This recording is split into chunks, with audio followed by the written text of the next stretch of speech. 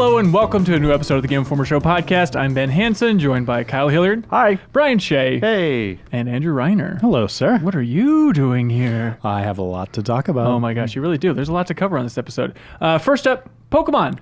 Swords and shields are now a singular thing. sword. Yeah, just one I'm of each. sorry, a sword and one shield. We're going to talk about the new Pokemon game that was announced. Very exciting.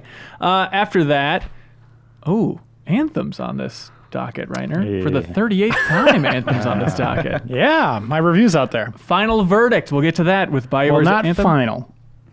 Well, There's 90 days of content coming. So okay, we'll check back you in. put a review score on it right now, so we're going to talk about Fair. it. A little bit about Trials Rising, a little bit about, there must be some mistake, Toejam and Earl, they're back in the groove right now. Finally? And then Judgment, the new Sega joint that's kind of sort of Yakuza related. So we're going to have Serial in here talking all about that. Then some very, very good community emails. People are sending They are good this week. haymakers into podcast again. I was surprised. Yeah. It's crazy. And like, we had 160 emails this week to go through. Like, And they're all great. that email section can't lose when you get that kind of crowdsourcing content. Thank you, everybody that writes into podcastinginformer.com.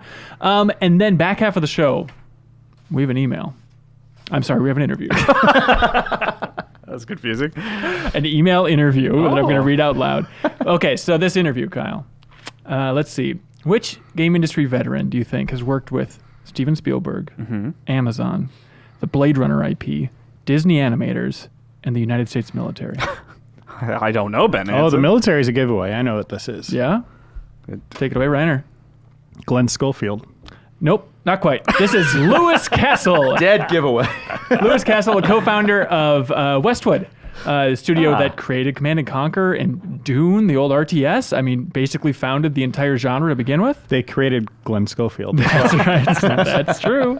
No, so this is a very interesting guy. He's giving a talk at GDC this year, and so he's talking a little bit about the origins of Command & Conquer, if you're interested in that. You know, why EA ended up killing Westwood as a studio, which is an interesting topic, especially right now, considering, you know, some people are worried about BioWare's future and all that stuff. So we talk about that. Also, he worked with Steven Spielberg working on Boom Blocks, and then also that LMNO project, that first-person project that seemed very cool. And he is actually the guy who ultimately killed the LMNO project. And he defends it. It's very interesting. He also was the creative director for everyone's favorite game of all time, the Lion King game on Super Nintendo and Sega waterfall Genesis. platforming section. Oh, gee. You guys did it thanks, on bud. replay. It was a rough go. So we find great. out exactly, hey, why was that old game so hard? And there is the most BS reason you could possibly imagine for this. I know the reason. Spielberg. Yes, they Steven gotta wait for the Spielberg's interview. LMNO. Please do, Brian Shea. Don't I'm going to spoil it right now. Go for it. Because Hey, thanks. We'll bleep that out. Stay tuned for the interview, everybody. Also, there's a weird point in this interview where I think he makes some news about maybe some new Lion King games coming in 2019, which is very exciting. Based on the live action film. I think it could be. Oh! Anyways, that's Lewis Castle. Back half of the show. For now, Pokemon Sword and Pokemon Shield were announced yesterday morning. Yeah. Super Yeah. exciting. You guys cool. watched the live stream? absolutely. Gen 8. Got up early to watch the live stream. Okay, Reiner, you were at the edge of your seat watching that stuff? I was actually, yeah. I'm a big Pokemon Go fan. You know, those are the people that tune into this stuff, right? This is disgusting. Are you more of a Pokemon Go fan than mainline? It seems Yes. that way. Oh, I undoubtedly. play it every Seemed day. like I it. think everybody that plays it can say like they've played more Pokemon Go than Pokemon in their life now. I don't know about that. If you play every day, think about that. Well, I guess Yeah, so. that's an interesting, 3 hours for possible. events. It's possible. It's possible. On behalf of the world, we can't talk about Pokemon Go. This is a new mainline Right. RPG on the Yeah. Switch. Let's not talk about that mobile It spin-off stuff looks anymore. Awesome. It looks very solid. Kyle, it- you seem to be the most underwhelmed. Yeah, awesome is a strong word. Oh. It looks cool. It doesn't. I mean, I think we all went into it like knowing it wouldn't be this crazy evolution of Pokemon, which it doesn't look like it is, which isn't necessarily a bad thing. But I was hoping that it would be like a bigger step. What, you think forward. it's going to be like Skyrim? I would like just things like I would like to be able to control the camera. I was hoping the camera would be like more like a third-person camera, but it looks like it's still like a locked overhead perspective, stuff like that. It does look different, or more dynamic at least, than Pokemon Let's Go. Because from what I remember Yes. from that game, the camera was pretty much consistent in the distance. When in this Yep. case, it's like it seems like it's trying to play into the scenery a little bit more, Exactly. which actually almost has me worried just because I remember how much of a nightmare the camera was in Pokemon X and Y when they tried to get more experimental. I know that was a while ago and they've evolved and stuff. Yeah, I mean, Sun and Moon, I was great. Like, I liked the camera control in Sun and Moon, and that was that more dynamic. It would move in and out for certain scenarios and stuff like that. And this looks like they're digging into that more, which I like. Like, that's good. I want more dynamic cameras and showing off more things. And the environments look great. Yeah, they look good. I said great. The farmland. I want to spend time there. It looks very diverse, which Pokemon's generally pretty good about being diverse. But this looks like you got like the jeweled caves and the snow mountains and stuff like that. And farmland. Yeah, the farmland looks cool, like the ivy covered cottages and stuff like that. I think looks really cool. The weird, not quite carving, but some sort of. I don't know. How do you geoglyph? Is that what the official term is? Right, where it's some sort of giant. What do you even call it? Symbol carved into a mountain? You shared a screenshot of that this morning. Yeah. You're like, what is this thing called? And Lele from production was like, geoglyph. It had a Wikipedia like immediately. Like, she totally knew what those things were. I guess it's like a super common, well, not common, but I didn't know that it had a name. I thought She's made a couple in the past. Yeah. So it's some sort of cryptic thing on there. I'm sure it's going to end up being like the legendary that's carved in the and mountain there's also or whatever. symbols in the rocks. Like, there's rocks everywhere that have weird symbols in them and stuff like that. And to follow from a conversation a couple weeks ago where I tried to guess like what region it's going to be, it turns out the answer is... Great Britain. It seemed, although watching it, I was like, maybe this is like a Switzerland or more like Central Europe type of thing. But it seems like the internet is largely like UK, piecing together clues and like it's England, you idiots. Well, as I was looking at the video, I was like, oh, was there in Forza? Was there? Drove a Lamborghini through that field. That's true. Just one Hit a bunch of wheelbarrows. Yeah. That's actually something that we put a feature on the site that was like little things that we noticed in the trailer. And there's like wheelbarrows everywhere, and which we tweeted about. And someone replied to that tweet, and they're like, yeah, in Great Britain, there's just wheelbarrows everywhere. So I guess, a defining aspect. I guess, yeah. I don't know. It's weird. So it's called the Galar region. Yeah. And they actually, Galar. And they showed like the full map, which is very cool, where it's like, oh, it's surprisingly snowy up top, which is like, okay, sure, that's north of the wall, then I think, speaking geographically for England is how that works. Game of Thrones. It is. That's what I was going for. But John Carson, friend of the show, with his eagle eyes, he spotted on that map that he thinks there's a golf course on the map, which seems like it would make sense for England and kind of a fun idea of exploring a golf course in the Golf Scotland. story tie-in. Ooh, could be. Oh. We don't know what golf. So there'll be a little golf ball Pokemon? I would not put it past it. Golfy? Oh, yeah. Can you choose which Pokemon's your caddy? You do have that giant backpack now. You could throw some golf clubs in there. Absolutely. I hate this more and more with every sentence. No, I love it. Also, like Game like it more. Explain. You think it's awesome? Well, we're getting there. But the Game Explain folks, they're very smart over there on YouTube, and they're trying to piece together like what that certain shot is where it looks like a character like wearing a soccer uniform entering the stadium. Yeah, they had a glove on, Yeah, and it's like, well, it's just like a Pokemon stadium. It's no big deal. But it's like, well, why are they wearing like a soccer uniform? It's very strange. That symbol, you can see it on the character's shoulder, like shows up on the gyms and stuff that they showed. It looks like it's like a professional, like sponsored Pokemon league or something like that. Like, how there's like the MLB logo? It almost looks like a Pokemon. Oh, what if he's a streamer? I mean, it could be something like that. I would love it if there was like more organization to like there's like a actual tournament you have to play through or something like that just they've always like teased the idea of like, all right, there's this actual league that you need to go and battle, but it's always just like, all right, you have to beat these 4 guys and then you're a rival. But you That want would more be of cool. like Yeah, something stat earlier tracking. on. Yeah, something that Just something more professional, like something like that's- walking into a big arena, like going into like a soccer game or something like that. an What if actual that's- crowd watching. Yeah. What if that's cool. how you get to multiplayer?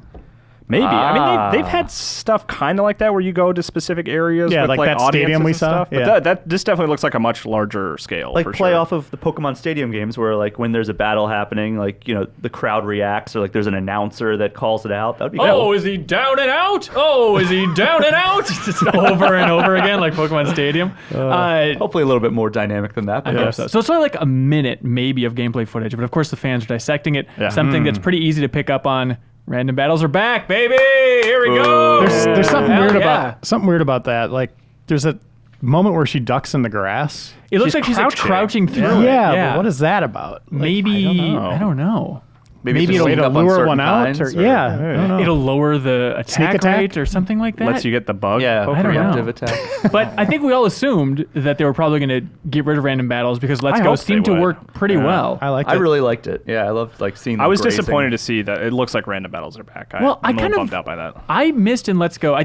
I liked ultimately having them on the field in Let's Go, but I did kind of miss the tension of the tall grass. Yes. Especially in Let's Go, where it's combined with you don't have to fight the random Pokemon. It was just like, okay, tall grass means nothing anymore. And I like this weird, pressure in there. I'd like it if you're like on the path, you don't get attacked, but if you're in the grass or tall grass, maybe that's where the random things would happen. Because it always sucks when you're just trying to get back to town. Yeah. And you're on the path, and it's like, I got to battle this trainer, and then here's a random battle. Well, Sun and Moon was pretty good about giving you paths around the grass, which was nice. Like I liked that. There about would always Sun be and the Moon. random, like the trainers. Yeah, though. so hopefully they keep that going. Like there will always be grass that you have to walk through at some point, Right. but like it was, Sun and Moon was pretty good about if you were in a hurry to get somewhere, you could get around it pretty easily. And I hope that continues for this one. Yeah, although looking at that map, maybe, if you look at any Pokemon map, it's tough to read in exactly how the gameplay will flow and stuff, but looking at it, it's like, it doesn't seem that wide. I'm a little bit worried about it being as linear as Pokemon Sun and Moon were, but that's just reading into a map too much. It's also weirdly like vertical. Yeah, Like, exactly. It looks like you're just kind of heading north the whole game, which is interesting. Like that could be cool. Yeah, there's a train track, so people are speculating maybe you can go over to the France region or something like that if it's going to be interconnected in some way, but I doubt it. DLC. Or maybe your character comes in the start of the game. It's like, I'm new to Galar. So X and Y was the one that was like inspired by France, Yes. right? Because that's the thing people are even like putting the maps together, to see like, oh, maybe you can get over to like sort of Right. like how Gold and Silver had I would love that. Yeah, that'd be really cool. That was one of my fun. favorite things about Gold and Silver. Yeah. Was being able to go back to Kanto. Yeah. New starters. Everybody knows them. Everybody they're loves them. adorable. Scorbunny, Sobble, and Grookey, everybody. Score Bunny. It's a terrible name. Maybe the best starters, just out of first glance since the first batch of them. What are you talking about? That Are you rabbit? out of your goddamn mind? Different. Oh, hold on. Who is better than the first batch and then these guys? The second through second seventh batch. batch. Yeah. I would Seventh argue batch. it might just go on a decreasing slope based on I actually what like the ones generation in it is. Sun and Moon. They're right. I like the new ones. I think they're cute. I like Sobble. Very These cute. are great. You guys enjoy your toads and crap, but they're all kind of the same. I'll take the bunny. They're all kind of the same shape, especially the Yeah. monkey and the lizard. Yeah. The water lizard invisible Pokemon. water lizard. Yeah, Yeah, like they're just kind of the same set of ovals. I don't know. They And just also seem there's too something- What are you making simplified. silhouette characters out of them? Well, you got to have a good silhouette for the starters. Like that's true. important. And I know they're running out of animals on planet Earth, but part of me is like, another starting monkey? Yeah, that bugs me less. I don't mind. Really? that It's too like a much. little Yeah. grass chimchar? Sure, I guess it's fine. But okay, let's speculate. Where are these things going? Because it's like water lizard. A lizard can turn into a Adorable. dragon type thing. That Totally thing, fine. those eyes, just Yeah, Sobble in looks love. so delightfully sad. I It's think wonderful. Reiner has a crush. You guys. They're so good, so good. Grookey the monkey, you can go primate style, just some giant, gorilla from hell. Scorbunny. This is what I'm really stumped on. that I guy think that has it's some gonna history be- I want to know about. He's got like Shady a past. Band-Aid on. Yeah. and- It's going to be grass fighting is going to be the final evolution. So Okay. grass fighting, I water see. dragon, and fire fairy.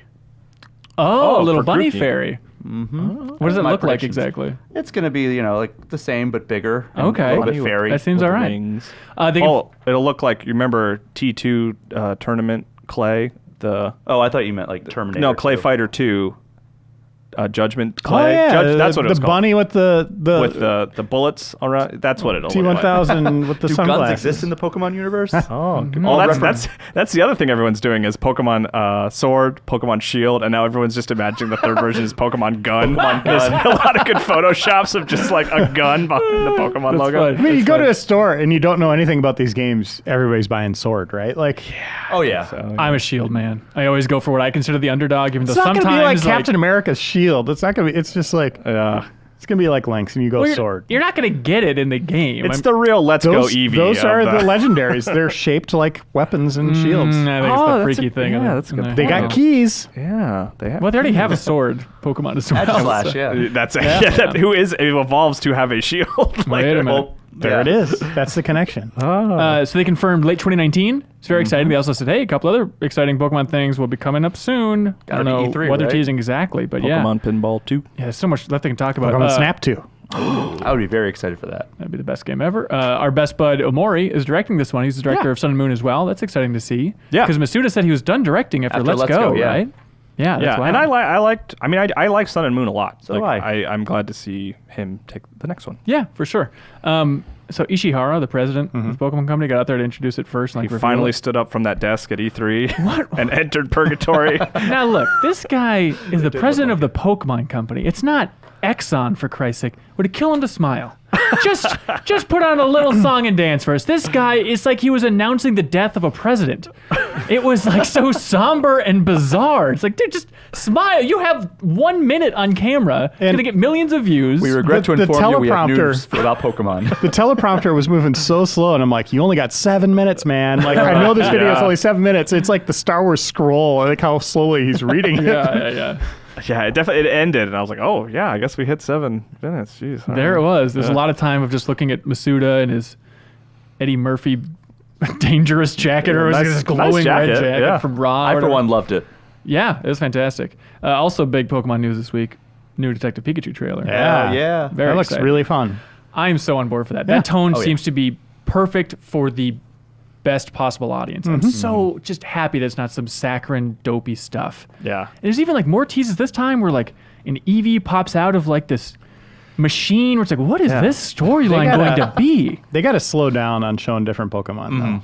Because that's They gonna be only part have of, 768 to get through. Well, no, they said there's, 60 in the movie? I think they did say a I number. think at they've some shown point. Oh, like really? more than Yeah. half of that. So it's like a So Pokemon it's- Snap level. Okay. Yeah, Yeah. so like slow down. Like let us discover those in the movie itself, because Yeah. that's part of the fun is seeing Yeah, them I- for the first time, right? I was Yeah. bummed about the Mewtwo in the trailer. Like that would have been a cool reveal in the movie. Oh yeah. Yeah, but I guess they can't save that. Well, I mean, they could have. Yeah, like I mean, you have Pikachu, you have Charizard. I think that's enough to get people like that have fallen off the Pokewagon back in. I do like it was cool though. See him pop through the big balloon and an explosion. his of skin flame. looks pretty gross. He looks accurate to me. Yeah, he looks Yeah. more accurate than any other Pokemon in the movie. That's true. I guess I think we're all not giving credit to, I think, the CG in that movie where it was just like watching this trailer, like that dumb joke where Pikachu kept turning around and like slapped the main character in the face. Like, Yeah. oh yeah, I forgot that's a CG character. Like CG just got to the level Yeah. where I don't think people really connected because it just looks so hideous and real. You know what people are doing is they're taking screenshots of that trailer and putting it next to Aladdin. Oh yeah. And it is a good reminder that's like they're doing a really good job on this Detective Pikachu movie. This looks really It's gonna be good. so much worse. And I think it's interesting in the marketing too. At least I think this checks out. It seems like they're starting in the first trailers, first clips and snippets with like the 151. Yeah. And they're like, as each trailer and little TV spot has moved on, they're kind of expanding and showing like, oh, we're showing some later generations. It's a smart play overall. Yeah, but I'm excited for that movie. I'm glad Mr. Mime is all over it. Yeah, finally he's That going to be looks so starring funny. role The he po- deserves. The God. Pokemon that is probably the most difficult to explain to the layman. And There it's he like, is. There he front and is. center. He's getting a lot of jokes. Hell yeah. I can't wait. It's very exciting. Reiner, you've been playing Lego Movie 2? Yeah. Do you have anything to say about that? Yeah, it is a complete departure from their typical Lego movie mold or Lego game mold, and is now more like Lego Worlds, where it's just kind of you're in like an open field and there's different tasks to do, but you're earning stuff that you could bring back to your own world that you could build like houses and all that stuff in. So it's kind of like, it reminds me of Disney Infinity a lot. Like that setup where you're earning things in the levels by completing tasks that you use to build more things in your kind of Toy box. homeland kind of area. Would you recommend I start I play about every other Lego game. Should I check this one out? It's pretty slow, Great. but it is interesting in Okay. kind of what you're unlocking. You don't have a lot of ownership over like the building. It's just you get a set box and then you just put it together and there it is. yeah. So there's not a lot of customization like that, but I'm glad they changed it up. Like you go into those games and you know exactly what you're getting, right? Like just minutes in, you're like, oh, I know where this is going from point A to point B, and that's all this game is going to be. Right. But this one is at least different, and they're trying something new. Yeah, so it's fun to watch them Yeah, experiment with it's the interesting, formula. but I'm still going through it right now. Well, I mean, do you wouldn't you want to avoid movie spoilers? I'm sure I haven't seen the movie. Yeah, that's true. No, I haven't seen Lego Movie. Oh yeah, Part you 2 don't yet. want to watch. You don't want to play this. Yeah, yet, you're then? right. I Oh, forgot about that yeah. whole factor. The movie, some of I my like that favorite movie a closing lot. credits in a Yeah. long time. Oh, really? I love the That's a- closing credits. I like that movies. movie. Yeah, Since the rest of the 22 movies, Jump Street. The rest of the movie is good too, but I like oh, it's funny because it's Lord and Miller everything. again. Yeah, Seriously, everything we're talking about, I love it. it's all great. There's so Maybe much good something stuff you don't out there. Like. Oh, the Anthem talk's going. Oh yeah. No, let's keep delaying that. So remember a while ago, Reiner? I think we're in a meeting with like Joe, and Joe's like, "What? There's a Lego Force Awakens game?" I was like, "Yeah, Joe, it was on our cover." He's like, "No way that happened." I was like, "Yes, it happened." It's right there. I brought that story up with Jeff Marchiafava, and he's like, "Absolutely not." This is yesterday. He's like, "There's no way we had Lego Force Awakens on the cover of Game Informer." Like, yes. Cork and I went out to England, and then we made this whole Those thing. covers are amazing. bro. Yeah. It was Those a are big great deal. covers. It was a big deal because like Force Awakens had come out pretty recently. Yeah. Like it was some of the- Harrison Ford recorded new dialogue just for know. the game. Like He that said never Wookiee happens. cookie. He did. He said a Wookiee cookie. Mumbo jumbo Wookiee cookie. He's got his stick. Okay, let's have some Terrific. fun by Kyle and Shay clapping the hell out of here.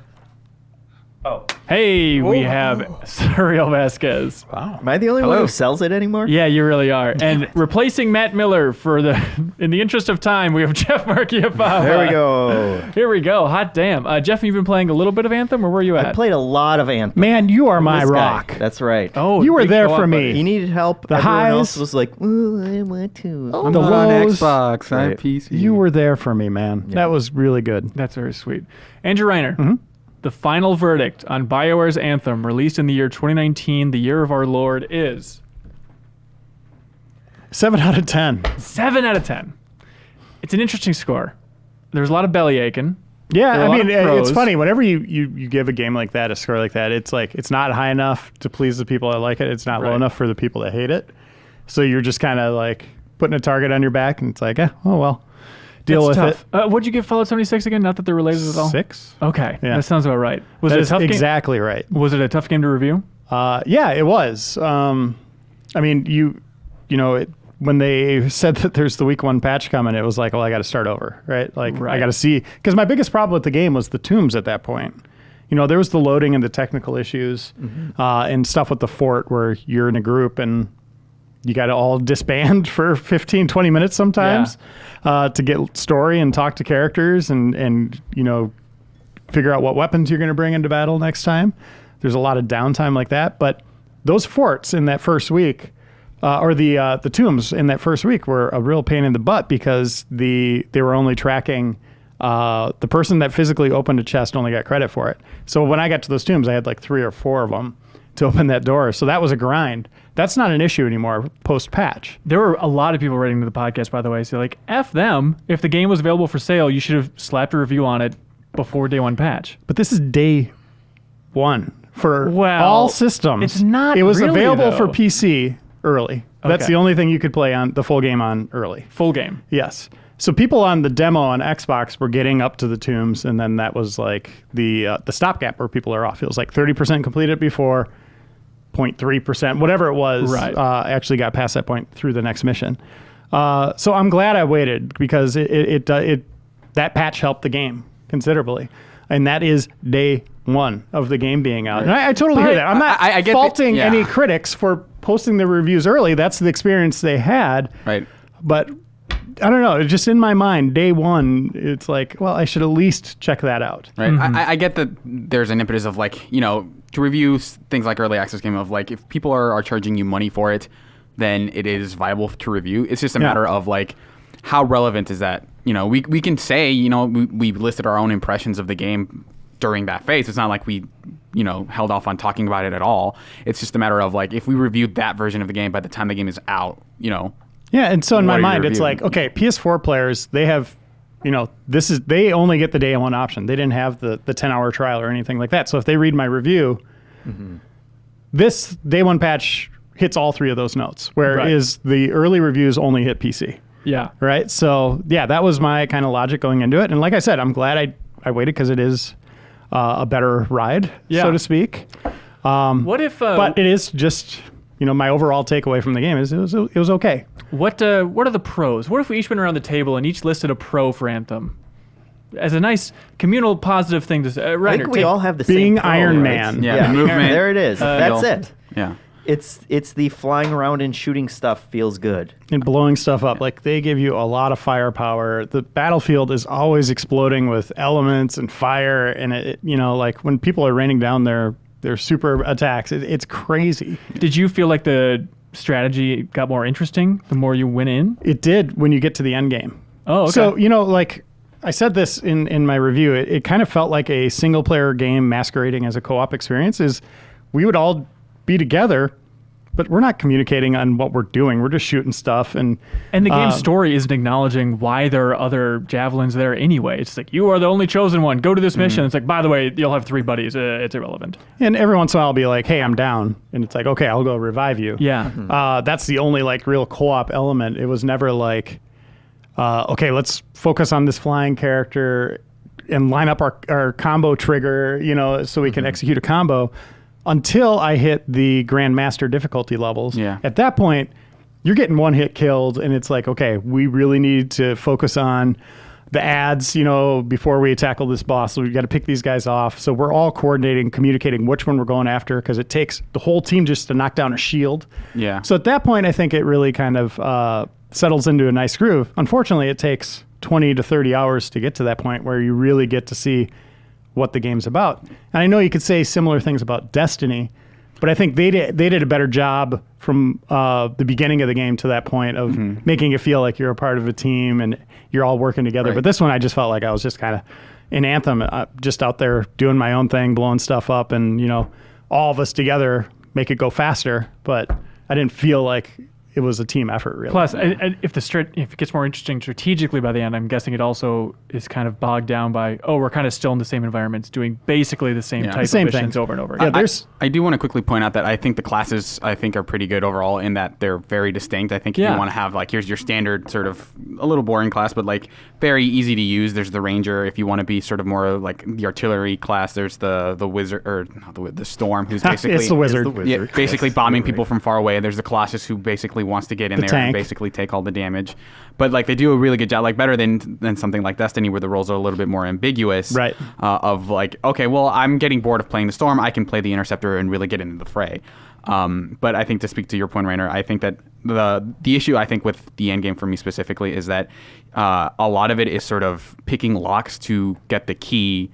Right, so because you're doing things in reverse. So all the end game really is the same missions that you were doing in the story mode, but harder. A lot harder, yeah. And so you're running those things over and over again, and I think it does sort of give way to more strategy, like Reiner said.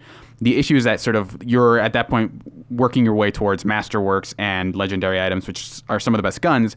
The issue is that that's all that you're doing that for your own end, right? So when you get those guns, it's like, well, I've already proven that I'm really good at the game because I beat Grandmaster 3, but the thing I'm getting for, what am I using this gun that I got for, right? It's just to run this instance again versus... Whereas with it's Destiny, to have the highest number, right? Destiny's very similar in that regard. The difference, I think, with Destiny is that there's a more guided flow in that sort of, you beat the campaign, you start doing strikes in multiplayer, which I think multiplayer is kind of a good way to, a good palate cleanser between that stuff. So you're doing strikes to level up in power, but as you're doing that, new activities unlock. Yeah, so the raid is sort of the thing that everybody sort of, starts pointing toward. And right now Anthem doesn't have anything like that, where it's like, okay, I have everything set, I'm going to complete the raid, and that, even if you can still run loops and get more gear and stuff, but that ends as a really good capper of here's the big event that everyone's doing, whereas the main thing is just you're just running these missions over and over again for no other purpose than well, it's just harder now, and which can be more interesting. But and I know there's people out there that in my review, the comments are like, oh man, the loot is a problem, and it's or the guns, there's no variety in guns, and I had kind of the different takeaway. I thought there was a lot of variety in the guns, and when you look at them, they have different attributes that are being bumped each time you get them. Yeah, they kind of look similar, but it's a gun. Yeah, I think my issue with them is that they don't feel super powerful or flashy, because I look at some of the exotics in Destiny, which, I mean, the equivalent is legendary items, which I haven't gotten too many of it yet. But I think it is super bogged down in specific stats, which makes them useful, right? One of the sniper rifles that I have is it does 40% more damage when you're floating, which is pretty significant. But it's not it doesn't fire a different type of bullet. It doesn't look cool. It's just all right, the number is higher, but but ostensibly, functionality wise, yes. Right. They literally tell you, here's an upgraded version of the regular sniper rifle that has a different color pattern. So it's not some of the stuff in Destiny is the second shot of this gun that fires 2 bullets at the same time is one of them's a black, basically a miniature black hole, and it's not going to deal this crazy damage, but it's super cool to use, and the feel of it is different. So the guns don't really stand out the way they do in Destiny. They deal more damage, functionally better, right. but yeah, they're not, Not doing super different exciting. things. Like a Yeah. unique weapon. Right. And that stuff, a lot of that stuff falls under the powers, which are sort of like these flashier versions. But again, the masterwork versions are sort of like, again, upgraded versions of the things they're already using versus something different entirely. Right, gotcha. It was interesting. I hit that wall hard, and I got so frustrated with the game last week, like The just tombs? after we Yeah. recorded. Yeah, the tombs. And then, Cyril, you were like helping me out, trying to just dick around in the open world, trying to go find these random events and all this stuff. And it was fascinating to hear you at that phase of the game. You're like, all right, I guess I'm in the end game. I beat it. I don't really know what to do. I guess I'll just fly around this world Yeah. with a dead 'Cause that's- look in my eye. Right, because it's really all you're doing is like you're trying to get the numbers up, right? But you've effectively run out of goals to me. Right. Like you're not really guided in that. You're just running these same loops, and the combat I don't think holds up to that. Whereas like I think you're doing a lot of that in Monster Hunter, but like in Monster Hunter you're basically unlocking harder versions of the same fights, but they are harder in like interesting ways. Right. In that they're like they're a reskin version of another monster, but there will be another later that fight. And like you're doing it to accomplish a specific goal, which is to get the armor set, right? Right, And then right. that leads you to higher and higher like That's- hunts. That's one of the things I put in my review is as much as I love the gunplay and the second to second combat, like I think that stuff's really well done. The loops they have are great. Every scenario or every conflict ends up feeling the same. And we ran into, Fav and I ran into a really funny one where there was an auction going on, illegal weapon auction going on. Those dirty scars. And The guy so- tells you there's going to be an auction. It's like, we got to get over there and stop the auction. And so you go fly over to the location. You're looking for an auction house or some kind of table or anything that would resemble an auction. And it's just a bunch of guys standing around in a swamp. And they're like, oh, look, the auction's happening. And we're just kind of like, the first what? bidders are here. It's like, What? So we just start opening kidding? fire, killing this faction, and all of a sudden it's like these portals open. It's like, oh, the Scars are now here to bid on the auction, and it's like they're trying their damnedest to sell this as a different thing, Right. Through the audio, and it was in the same location as the last mission we just did, was you know, so and it's funny. the same kind of groups coming in, and then a group of ice wolves showed up, and it's like, are they bidding on this fantasy auction? Like, What's this? The Scars are putting on a performance of Romeo and Juliet. Just look at it. It's right in front of you. It's a story, I promise. so that's a big problem with the game. And I know they've promised more missions in the future, but if it is just like, okay, guys, we're going to the baseball game, and it's just a bunch of guys standing There's around the in other a team. swamp, like. That's it. One Titan standing there. Look at him. He's enjoying the big game. There's also like there's just there's not a lot of variety in enemies, and a lot of like they rely on a lot on like bullet sponges basically to help extend those fights, whereas like, you know, not to always compare the game to Destiny, but like, yeah, there's a limited amount of enemies in Destiny, but you're breaking through them at a faster clip, so Right. it feels a little bit more There's interesting. a decent number of enemies, but a lot of them are the same in how they Like the ones you remember interact, are like, the with ones you. that you're like Yeah. plugging away at that huge like that robot. And you're plugging away at the canisters on his back for like a Right, minute right. basically before he falls. Cyril, do you like this game? I think it's all right. Like I'm still playing it. I think sort of like every once in a while, like sometimes I'll get like, oh, I can run a mission, but that's it. Is that I don't feel like I have a long-term investment in the game. It's sort of like it's slowly petering out at this point. So I'm curious to see how they update it over the course of the year, if they end up updating Yeah. it. I know there's stuff coming. 90-day roadmap. Right. I mean, it's got to start hitting soon. Yeah. Like they got to at least tease something here. Was the story conclusive? I like the side stories better. The individual stories with certain characters. There's interesting things going on there, both from a science fiction standpoint and just heartfelt, humorous things. I think BioWare does that pretty well. Right. I think the They characters remind me are of really some of good. their older games. Really? Okay. But yeah, I don't know that the story is The great. central story. Just You know, that they, monitor dope.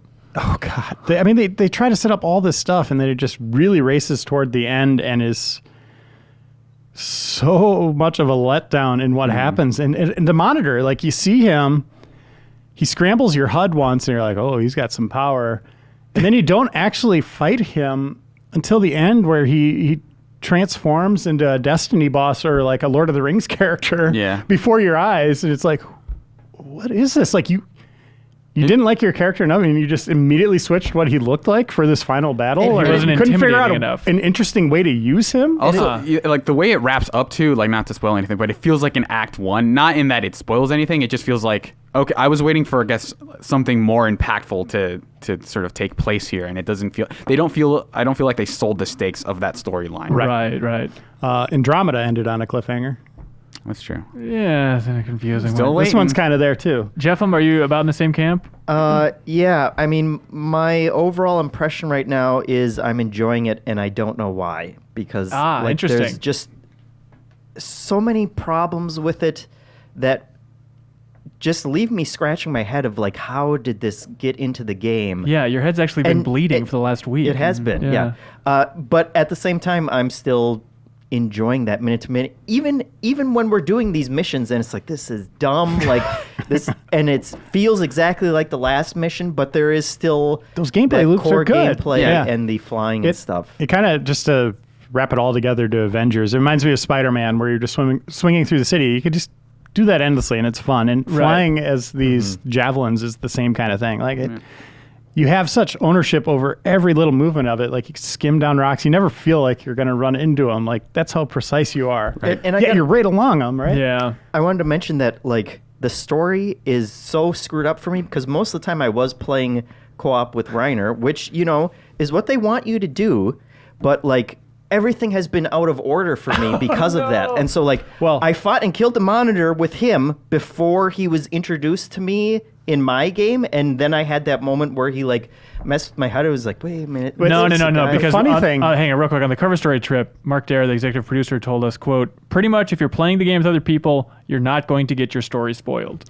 Yeah, we totally spoiled it. And there was another point where there was a big double cross, and then I went back to my fort, and the guy was there, and was like, "Hey, when's your birthday?" He's trying to guess when my birthday is. I was like, "Oh my god!" I think at this point I've relegated to, like, it's a good podcast game, something to keep my hands busy during a podcast. But, like, because I don't know what else. What are you supposed to do when you listen to a podcast? You tell me. You look out the window and think about your life. Yeah. But, like, it's something to do because I have it, but I don't know that I would actively recommend people, like, go out and buy this specifically, like, because there's a lot of stuff already in the year that you probably should buy. To the developer's point of not spoiling something, so you can spoil something in the mission, but when we'd go back to the fort, I would be sitting through multi-minute cutscenes. Mm-hmm. He's just standing there. Just waiting, he's not seeing these cutscenes. Yeah. So I'm like, every once in a while I'll just be like, I'm so sorry, dude.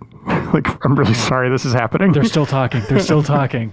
Wait, where are you? You're just in the world flying around Fort Tarsus? No, I'm at the forge, you know, like, looking through my items and whatever, and then I just have to wait, you know, for him to finish up, and he's waiting for me to finish up, and because the whole timing, and, like, you can't pick a new gun unless you're in the forge, which is its own load, and all those kind of things. It's like, why are we doing all this? the loading? It's everywhere.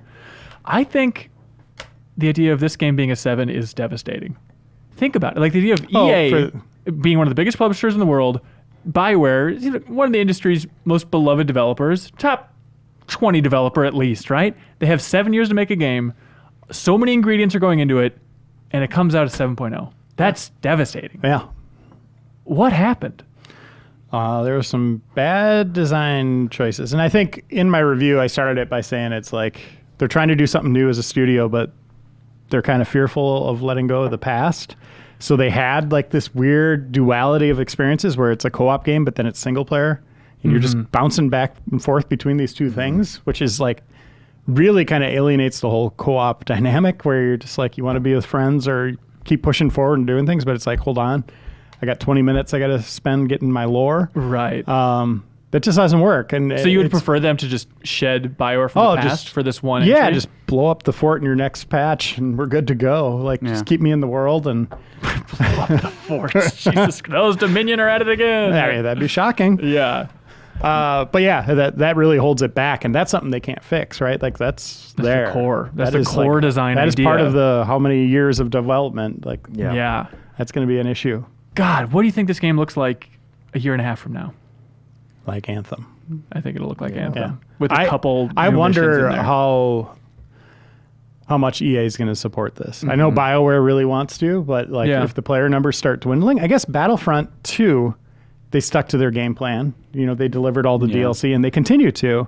That's Star Yet- Wars. That's, I mean, yeah, That so was a many people very are picking similar that off the story. shelves. Yeah, but that was a very similar story out of the gates. Where I don't know what the player numbers are between the two games, but Right. Battlefront was a disaster, and Anthem, you know, like you just said, like it's a big deal for this big AAA game to just get I think mediocre scores. I don't know that BioWare knows what this game's going to look like in a year from now, because I know they have their 90-day roadmap, but I think Yeah. a lot of the stuff past that I think is dependent on how the game does, and it doesn't seem like it's doing super well. I saw this story that said like it sold half the physical copies, which is I think is an important modifier of That doesn't Andromeda. mean much now, though. Yeah.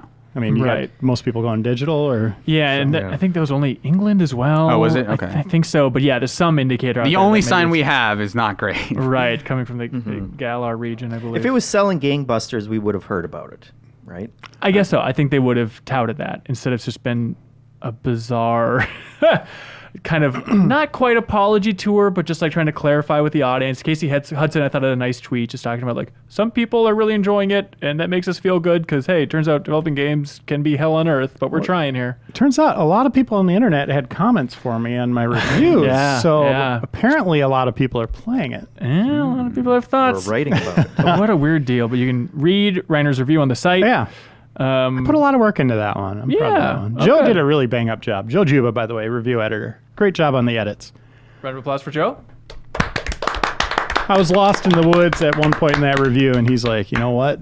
We're taking a knife to it. Let's do this. Get rid of Burn it. this forest to the was ground. like, What did You're he right. do? Let's get into it. What did he do? What makes a good review write-up edit? I really went into the into the woods, literally. I was talking about the world and how interesting it was blending sci-fi and fantasy, because it really is Lord of the Rings meets Avengers, as they put it, yeah. and that really kind of holds true. So I was kind of raving about that in the review, and he's just like, you start out with this intro and then you go right into this. You got to continue your flow. So I was able to put in the graphics bullet, talk about the world. So that ended up there, but that was a lot of work. That was just gone. You people that write reviews, you talk a little bit about and I think you know what I mean. Yeah. But you talk a lot about how there's always the tendency for the second paragraph to be the lore dump, which is interesting. Is that I just hate accepted, that. or have you just said, hey, this is the way it has to be, or do you fight it every time? I try to fight it every time. I mean, not every time. Like, you don't want to like have that in your mind. Like, if it makes sense flow-wise, yes. But whenever I see it there, it's like a lot of times you'll read 2 reviews in a row, and it's like, this is the same format.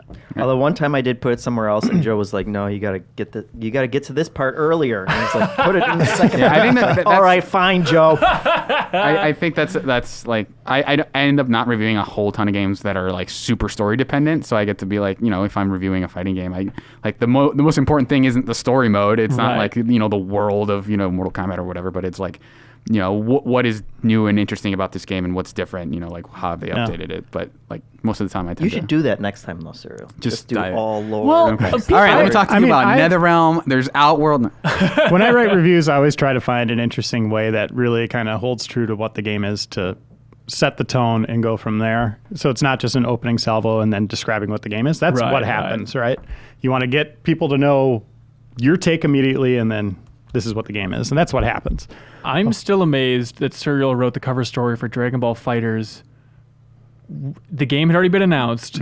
No new character reveals. Well, not reveals, but But like we got to play and see them in action a little Yeah. bit. You wrote a full cover story on a fighting game. And also, they were so effing cagey on that story. Yeah. We couldn't really say anything about Android 21. yeah. And you wrote a full cover story on that game. That seems I impossible. wrote a full cover story on Grand Theft Auto 4 based on a minute and a half of Right, footage of a guy right. walking down the street. That's true. I did have an interview with Dan Hauser, but that Yeah. was like, I came back from that, I was like, oh God. Got to lean into interesting angles at that Hope point. people want to know about New York. And Jeff, what was your favorite part of the Lego Force Awakens cover story? Hey, man, we all make mistakes. We've been here a long time. Lots that's of right. issues. I understand that. You do It have is a lot right of there. issues. I know it's The hanging in the cover's studio where no one amazing, can by the see way. it. but- Kylo Ren. Yeah, It's incredible. As soon as I saw the cover, I was like, "Oh, that's right." But I may have forgotten that it existed. All right, that's for a fine. while. As punishment for that, do you want to clap out? Sure. Okay, bye. Hey, Big Daddy. Hi. Jeff Cork. Hello. It's been like, 2 weeks? Sure. Great. Hold on. What's going on with your drinking bottle here? What do you mean? What's going on? You're at Butler. What is this? Asimov up top? As you know, I'm one of history's biggest sci-fi fans. So it's just a funky glass he's drinking out of that's labeled with different sci-fi authors. So it says Asimov's the best then, because it's full. Adams is clearly the worst.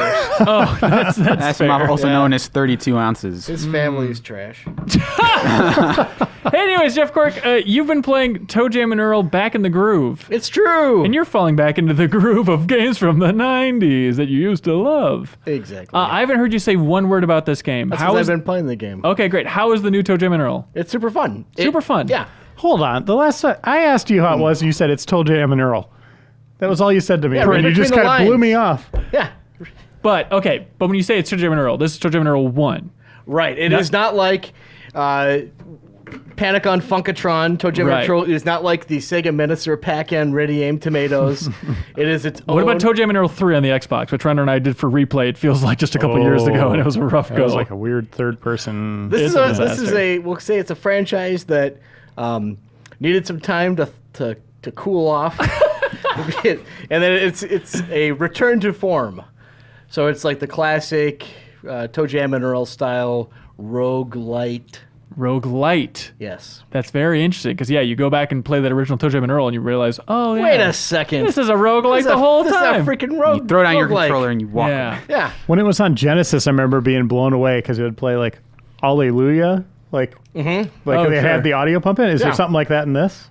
Yeah. They have audio? He's not They going to have answer audio. anyway because she's like, yeah, it's like Toejam and Earl. I can fill out the audio bullet on the review. But is there anything like sound bits like that? Oh yeah, it's got lots of sound effects and like songs and clips that will remind you of the original game. You're somebody who I think can get annoyed by a game's tone easily. Like, I remember you watched like the gameplay footage for Outer Worlds, our beloved cover story, which has a bonus podcast coming up tomorrow in this podcast feed, and you said, "PU, that tone sucks."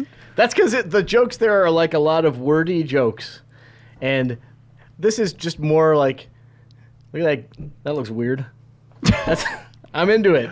But so they don't try and rap or anything? There's nothing too crazy? No, they have like short little barks that they'll make, like if they're like standing on the edge of the world and looking down, they'll go like, oh, like that. I mean, it's not a game that you're just like, move over, Tim Schafer. There's a new comedic writing talent in town. So what are you doing in this game then? Are you assembling a ship again? Or Yeah. Okay. Yeah, it feels a lot like, I mean, like the Back in the Groove title certainly says a lot. It's a return to form for Toejam and Earl. I mean, the visuals are a significant upgrade, obviously, over the original. There's some cool new twists to it. Like there's you unlock hats after completing the game that then kind of add twists that are persistent to the game. So like, for instance, like, oh, the Cupid's arrow no longer, you're not affected by that anymore. And sometimes random Earthlings they'll fall in love with you. Ooh, that's fun. I know, it makes you feel very desirable for once. And this is on everything at this point? I played it on PC, but it is on everything. Is it on Switch? I believe it's coming out on Switch, yes. Ooh, but not yet. Is it a delay, do you know? I don't know. I can't go deep on. I played it on the personal computer. Okay, great. Do you have a review score in mind? I have not written it yet, so I can't. Okay. confirm. Hey, do you like writing reviews? Yes. Is the second paragraph of the Toejam and Earl review going to be lore? No. Wow, that's a guarantee go. from Jeff No. Cork. It's just going to be describing the spaceship crashing. Is that lore? Damn it. It's lore. Lo and behold. Spoiler yeah. alert, it breaks into 10 pieces. Would you ever recommend this game to a sane human being that has never played the original Toejam and Earl games? Like, strip me of nostalgia. interesting. That's a Is hard this question worth to playing? answer. For Yeah, I really do think so. Because Really? I think it's like a roguelike that it feels like it is an attainable challenge Yeah. in a way that a lot of those games, like I find that it's a genre that I have an appreciation for, but I just get frustrated for because it's like, you must climb the tower that has 240 floors. Good luck. And you're like somewhere around 58, like a scorpion falls on your head and you're dead and you have to start all over again. This one, like, you get 25 levels. There's 10 pieces you got to find. Some stages you know when there's a piece, so you do more exploration there. Other ones, it's just like, oh, there's not a piece on this one. I'm just going to make a beeline for the elevator. It's super fun co-op because you can like share health with your buddy a little bit like in the old game. Oh, cool. just Toejam and Earl, or is that a spoiler for asking that Oh, question? you have a whole host of characters. And when you say just Toejam and Earl, would you believe variants of Toejam and Earl? Ooh. Yeah. Cyril, if I put a gun to your head, do you know which one is Toejam and which one is Earl? I'm gonna say small one is Toejam, big one is Earl. Good job. Good job. That's there's a lot of different ways you could describe them. You could also say the one with three feet is I didn't know. Toejam. The red one. I didn't count their feet. Sorry. Do they make sounds when they walk? Yes, I think so. Follow question. Did Yes. you ever watch that episode of Replay where we played Panic on Funkotron with Riff Raff? No, Oh, okay, don't. I've heard it- People out there don't watch It's it. uncomfortable. it's very polarizing. It's one of the I've worst heard. days of my life. Yeah, And then Riff Raff pitched a game to us for 30 minutes. That was okay. I think I'm busy then. Yeah, I understand. Unfortunately. Hey, do you remember earlier when you were talking about what are you supposed to do when you play podcasts there, Serial? Mm-hmm. You know what the answer is? What? This week saw the release of Trials Rising on every system known to man. Trials is the best podcast game. I think you mean Trials. Rising. I'm spray painting in the air. Trials is one of those series that I feel like everybody knows, everybody loves, and I feel like I'm always ready. Really? They're frustrating. Well, if you really grind Everyone out towards loves the end. first 5 levels of every Yes. Trials game. Yes, exactly. And then it's just such easy popcorn that if you hit any sort of wall where it's like, I can't get over this, just let it go, that's fine. Wait about 2.5 years and their Trials game will come out and be like, oh, that's right, I like this. I'm going to start playing this stuff again. Absolutely. And then you watch a YouTube video of someone who clearly this is their game. Right. Yeah. Just doing the most amazing things. yeah. And then you're like, oh, I'm going to give this another. Nope. There's something so satisfying about just the Trials physics, though, and just Oh, the yeah. fact that carries And the over from bales. so long. And the bales, absolutely. But, like, it's one of those things that just feels like this should be in every gamer's fingers lexicon. It's just, Trials. You know how to navigate the world of Yeah. Trials. You know how to lean. You know how to get momentum. You get all this stuff. You know how to just eat when you cross the finish line every time, which is the best thing. It is very funny. We did a new gameplay today episode. Yeah. And in that one, like, it ends and you just go into a porta potty, and then like it was like real physics, not like this was some cutscene or something. But the porta potty just like slowly like leaned over onto your character, like it was just smothering the life out of it. It's just the best little vibe. Yeah, Trials Rising. It's out on everything, including Switch. What's the gimmick for this one? There really isn't one. It's just hey. They've done this before though, where it's like, oh, this one's kind of like a Far Cry. Well, the Yeah. last one, yeah, New Trials Dawn, of yeah. Trials of the Blood Or no. Dragon. Yeah. Blood was Dragon, in yeah. 2016. So Trials Fusion was like, hey, it's all sci-fi. This feels just kind of like a throwback to Trials Evolution a little bit. Like you're It's jumping. time to go back. Yeah, you're like going all over the world. There's different competitions and stuff. Like one little gimmick is sometimes the course. Hold on to your hat, Jeff Cork. Will like turn 90 degrees. So you don't turn, but just kind of the world around you turns with it and stuff. There's loot crates now. Oh God. Oh. The Lego game has loot crates. Does it really? Yeah. Ugh, it's disgusting. But at Yeah, least it kind of is. in this, it doesn't seem so bad. It's like they give you a lot of them, and you can buy more if you really want to. If you really care about Oh, they'll let you buy more? Yeah. Really? Oh, good. Are you sure, can't guys? in I don't Lego, want to though. impose. Oh, that's nice. Well, I Oh, guess really? you can use your studs to buy them. So, Yeah, but not real money, from what I could see. sure. It's weird to look at the Switch version because we're starting to hit that point. We're like, hey, games are coming out on Switch, but you're starting to see the age of the Switch from 2017. Like a lot of the levels are super foggy in the Switch version. The frame rate can be inconsistent, and people are complaining, rightfully so, about like there's no analog triggers. For like throttling on the no, Switch, you so need you're that. either like going So you're full just like on or not. tapping it a lot? Yeah, so it seems like a perfect Switch game, but just that version is gonna be a little Did bit they weaker. dumb it down at all in terms of like the requirements for positioning, or I is it don't just think like so. going to be I impossible? think it's on mapped to there? the right analog stick. Oh, really? Yeah. It's how much you're guiding the throttle. Oh, really? I didn't know that. Oh, that's interesting. Huh. But visually, it's fun to look at the comparisons because it's like it's not the most complex game ever, but yeah.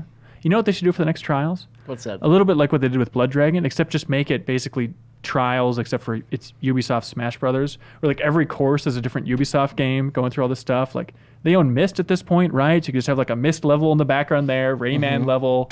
That'd be super fun. Oh, you could also have the community design their own levels and for the Beyond Good and Evil 2 stages and You could just build us the next game. yeah, Yeah. exactly. Yeah. There actually is a Trials or the map editor in this one. It's Yeah. people There you already go. uploading all that stuff. It's already in there. But yeah, it's Trials Rising. It's fun. Matt Miller's writing the review. It should be on GameInformer.com sometime soon. You had a very, I will say, I don't know if I'm betraying some trust here. You Please. said, imagine if Miller comes into the office with his hair blown completely back, saying that Trials Uprising or whatever. Rising. Rising is the best game of all time. And we just all thought that'd be really fun. It'd be really funny, yeah, if Miller just looked like he was hit by a hurricane and he just could not get over Trials Rising. Like, seriously. Shirt partially Yeah. unbuttoned. I'm trying to think like when the last time Miller did that was, and I think it was what was that strategy game everybody liked last year? Oh, Into the the Breach? kaiju? Into the Yeah. Breach. Yep, exactly. That was one where he came in. He's like, "Woo!" Like basically Kramer'd in the door, like, "You guys, it's good." Yeah. I was really excited.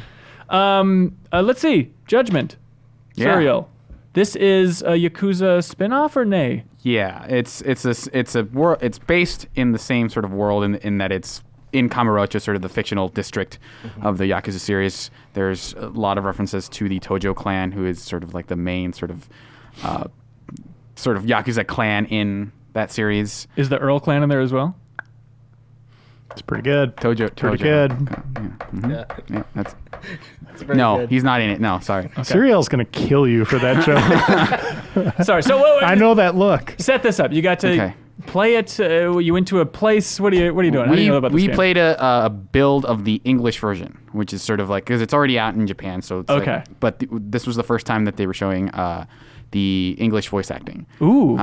So they've done, like, if you know the Yakuza series, you know that the last time they kind of did this, it didn't go super well because the dubbing, like, they used a lot of, like, sort of high-profile actors, like Mark Hamill was his name? Majima, and Eliza Dushku, I think, was in it. Or, like, they had a lot Sounds like of a fine celebrity. idea, right? And it, like, the voice direction was really bad, and a lot of the localization was awful. But, like, you think about sort of the way recent Yakuza entries have had, like, really good localization, right? And so the other thing that they're doing with the English VO is, since most of the voice actors being, like, pretty good, like, I think Greg Chun, who plays the main character, he does a really good job. But they've also, like, redone all the lip movements. And they're editing some of the scenes to sort of match those lip movements, so they cut off, like, so it feels more natural. Are people going to buy this game just because it has English VO? I know they're crunching some numbers within Sega and they think this is a good idea, but I just feel like when that was announced at like the Kind of Funny Games Showcase, I feel like everyone was like, nah, we're good. We like our Yakuza games. That's a really good question because you think like you have to be somewhat a Japanophile. Yeah. Or at the very minimum be able to tolerate a lot of Japanese to be into these kinds of games to begin with, right? Right. But for that to be your sticking point, like, I don't like to read. Yeah. Yeah, I do wonder though, like, this is the time to try, you know, because you think about even Yakuza's any time with like the Yakuza series, they're not just going to go back and put, you know, English dubs into Yakuza 6 because that's already an established series, and even with the remakes, you know, they're kind of already set in their ways in that series for a while. So like if they were going to put English VO into any of the studio's games, it's going to be this one. I guess so. But so if it fails, I'm sure they'll just go back to the just to have the subtitles. But I feel like this is a good point to try to do that, and it ends up being like pretty well. If sort of subtitles are your main sort of like blockade to playing a game like this, I think it works well enough. I think sort of my issue with it is that for one, everything takes place in Japan, so it kind of feels out of place. Right. And also, how much do they localize this type of thing? Where if they're talking about rice balls, they'd be like, yeah, desserts. like there's in the demo that I played, there's specifically a thing called dorayaki, which is sort of like for us Americans, it's basically two pancakes with like bean paste in the middle, right? So it's and like, they said it's two pancakes with basically bean paste in the middle. no, they That's call it not what dorayaki. Oh, okay, thank God. Sandwich. Yeah. So they don't like localize it too much, right? They don't call, you know, like any of the alcohol, they don't call it like grape juice or whatever like they used to. Okay. So like that stuff is fine, but like the incidental dialogue as you're walking around the world, that's all in Japanese still. So yeah, Hansen has a question. Yeah. So you play a lawyer in this game, and you still kick a lot of ass, Yakuza style. And follow question. Yeah. Do you like it? I do like it. You are an attorney he used to be an attorney and then he became a private eye after sort of like an incident happened at his law office that sort of like shamed him out of the profession more or less. Beat everybody up. Yeah. Too hard. So beyond Habeas that, corpses. beyond sort of that, like mechanically speaking, like and structurally, it's basically a Yakuza game in that you're sort of exploring at Kamurocho, you're taking on side quests, you're sort of, if you want to just rush through it, you're kind of going from cutscene to cutscene and, fighting people along the way. So Cork has a question now? Yeah, you say it's basically a Yakuza game, but I read your preview, and you said that this guy can do maneuvers off of the wall. Right. So if you imagine the basic combat premise of Yakuza, where you're sort of like having a great time, being awesome. Right, and you get surprise attacked by street punks everywhere you go. Delinquents. So that's the one new thing is that sort of you can, if you're near a wall, you basically turn around and like leap off of it and do like a jump attack. And they're going back to the 2-style system. Well, I guess it used to be 3 styles in Yakuza 0. But they have 2 styles, one for crowds, one for single targets. But other than that, it feels like this is Yakuza, except like the big change, I think, is sort of the way it's structured from the narrative perspective, and that it's more like an Ace Attorney game. And weird. that you're solving cases, right? Instead of like, Solved. what happened to Kiryu this time? We're gonna unravel the mystery. It's more like solidified of like I'm taking on a case. And so like the first, like I'm guessing they're all going to be murder cases because that's really So L.A. Noirish? Yeah. You like looking at bodies and stuff like that? You don't do any forensic Punching stuff. bodies. I didn't do any forensic stuff, but like you're punching corpses. Yeah, you find a dead body and it comes up with a screen like the dead body, and you have to like attack it. So you're tailing people. You're sort of asking them like the conversation system like is new for this kind of game. You sort of ask questions, but you get extra points if you ask sort of the most salient question first. So if and you can chain those questions. Like there's like okay, you asked the questions in the correct order. Good job. They simplified some of the progression stuff. Like you used to get like, you went and ate a burger, so you're not going to get a lot of points versus going to the sushi place. You get a lot more like spirit versus like there's different currencies that you use to level up different stats. This one is just like you fight something, you gain SP. You can use SP to unlock anything. Which simplifies a lot of that stuff. Question. My question's for Reiner. Why do we all think judgment is spelled with an E, but it's not? It's a good question. That's a really good question. I don't know. It's tough. A lot of very smart people think there's an E in there. No E in judgment. No. But I like the characters. I think I was a little concerned about like is Kiryu sort of the core of sort of this style of game of having this very like stoic but very kind-hearted person. But I think he works like the new guy. I think he works pretty well. I'm blanking on his name, which is why I'm not mentioning it. But I think he works as a pretty good character. I think he has like he's a little cocksure about himself, but he's not like. He doesn't feel like an unstoppable force the way Kiryu felt of like, well, like these guys think they're going to be able to stop Kiryu, but Kiryu punches better than anybody I've ever seen. So like it doesn't feel like he is that character, but it's very possible he could become that. But like what I've played, I'm pretty into it. I like sort of changing the sort of perspective on this series, even though it does feel like it's going to be involved with the Yakuza quite a bit. But I like sort of tackling it from the perspective of a detective. Yeah. Oh, Jeff Cork. Do you think that the game will end with a climactic battle on a rooftop where the main character takes off his jacket and then he has no back tattoo to show off? I could see a thing where he is multiple people are taking on a single bad guy. Yeah. That's my guess for this on this rooftop. Hold on. Judgment does have an E in it. It's not judgment. Yeah. Okay. Hey, you want me to leave now? Follow-up question from Hanson? Yeah, real quick. Jeff Cork, if you aren't assigned to review Judgment, will you play Judgment? I think I will. Oh, really? Yeah. Great. Yeah, you love that series. I love it. It's great. And you wrote a 1,000-page preview for GameInformer.com, Serial? That's right. Great. Check it 1,000 out. pages. You might want to invest in a new scroll wheel. Okay, you guys want to move on to emails? Yeah. Here we go.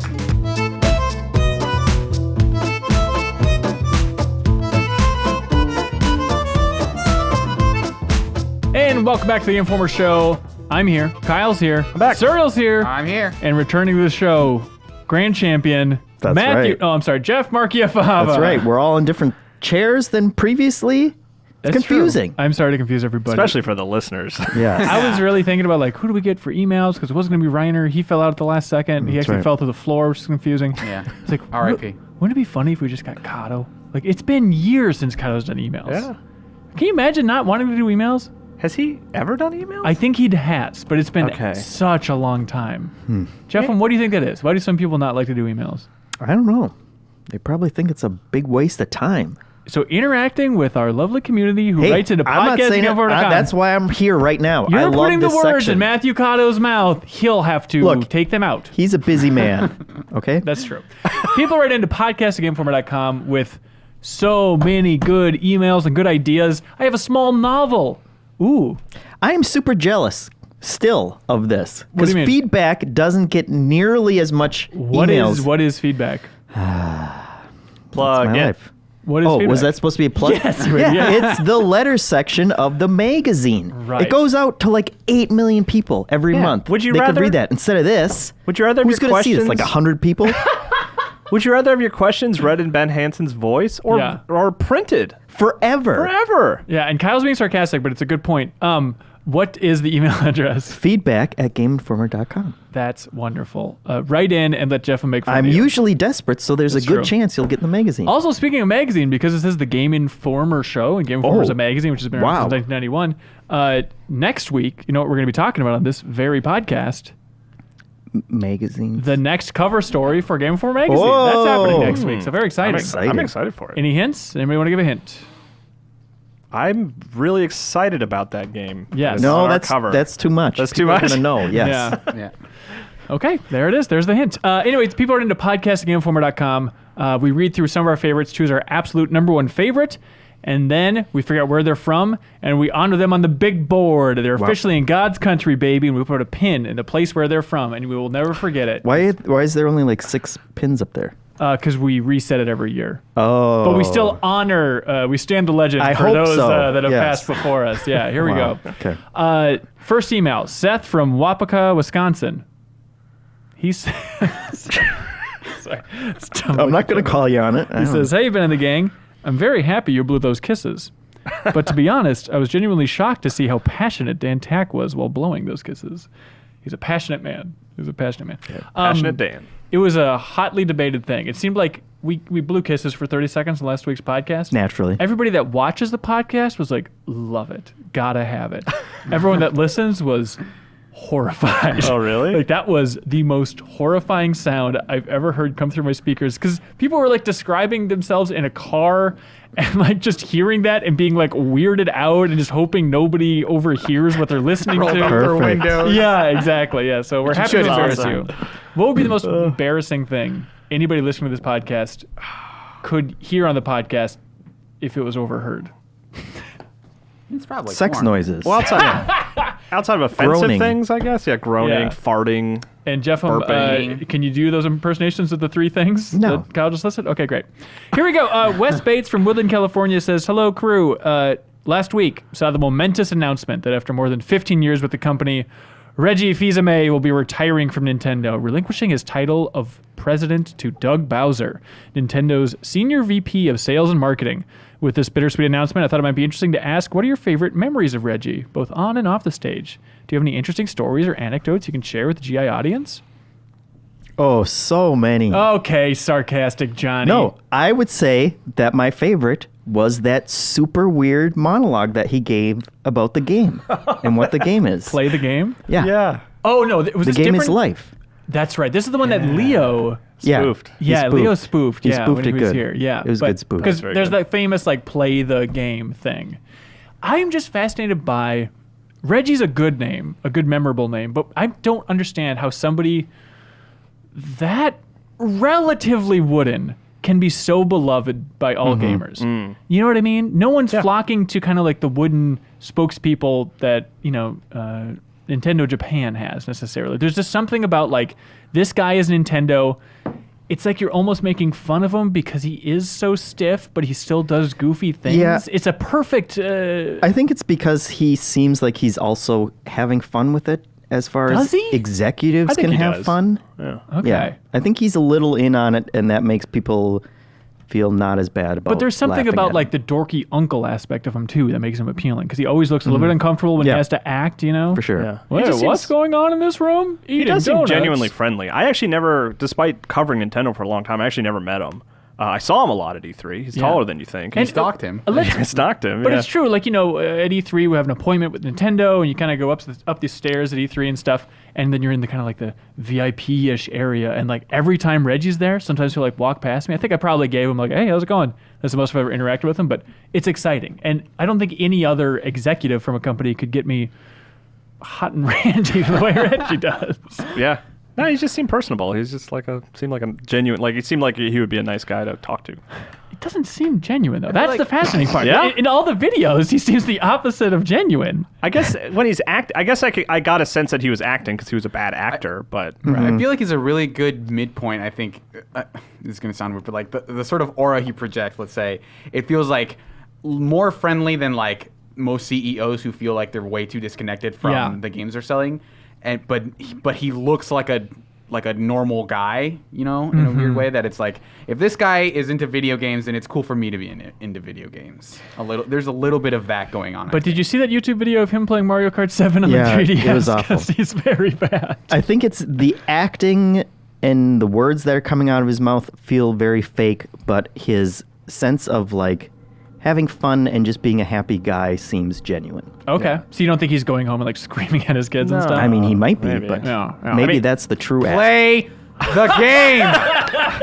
I mean, he's holding like a mop. The kids are like, I don't know what you want, Dad. I don't know what's happening here. At the Nintendo Switch unveiling, you were there for it, Kyle, right? We got like our hands on with the Switch at first and stuff. He came on stage to a small group of us, I think. Yeah, right? but it was very exciting because it was like the one room. And he's like, hey, no recording this or anything, but I just wanted to talk to you a little bit about like what it means for us to be launching the Switch. But this is off the record for like the 70 people in the room or whatever. And I was so excited because I'm like, oh, he's going to let his hair down.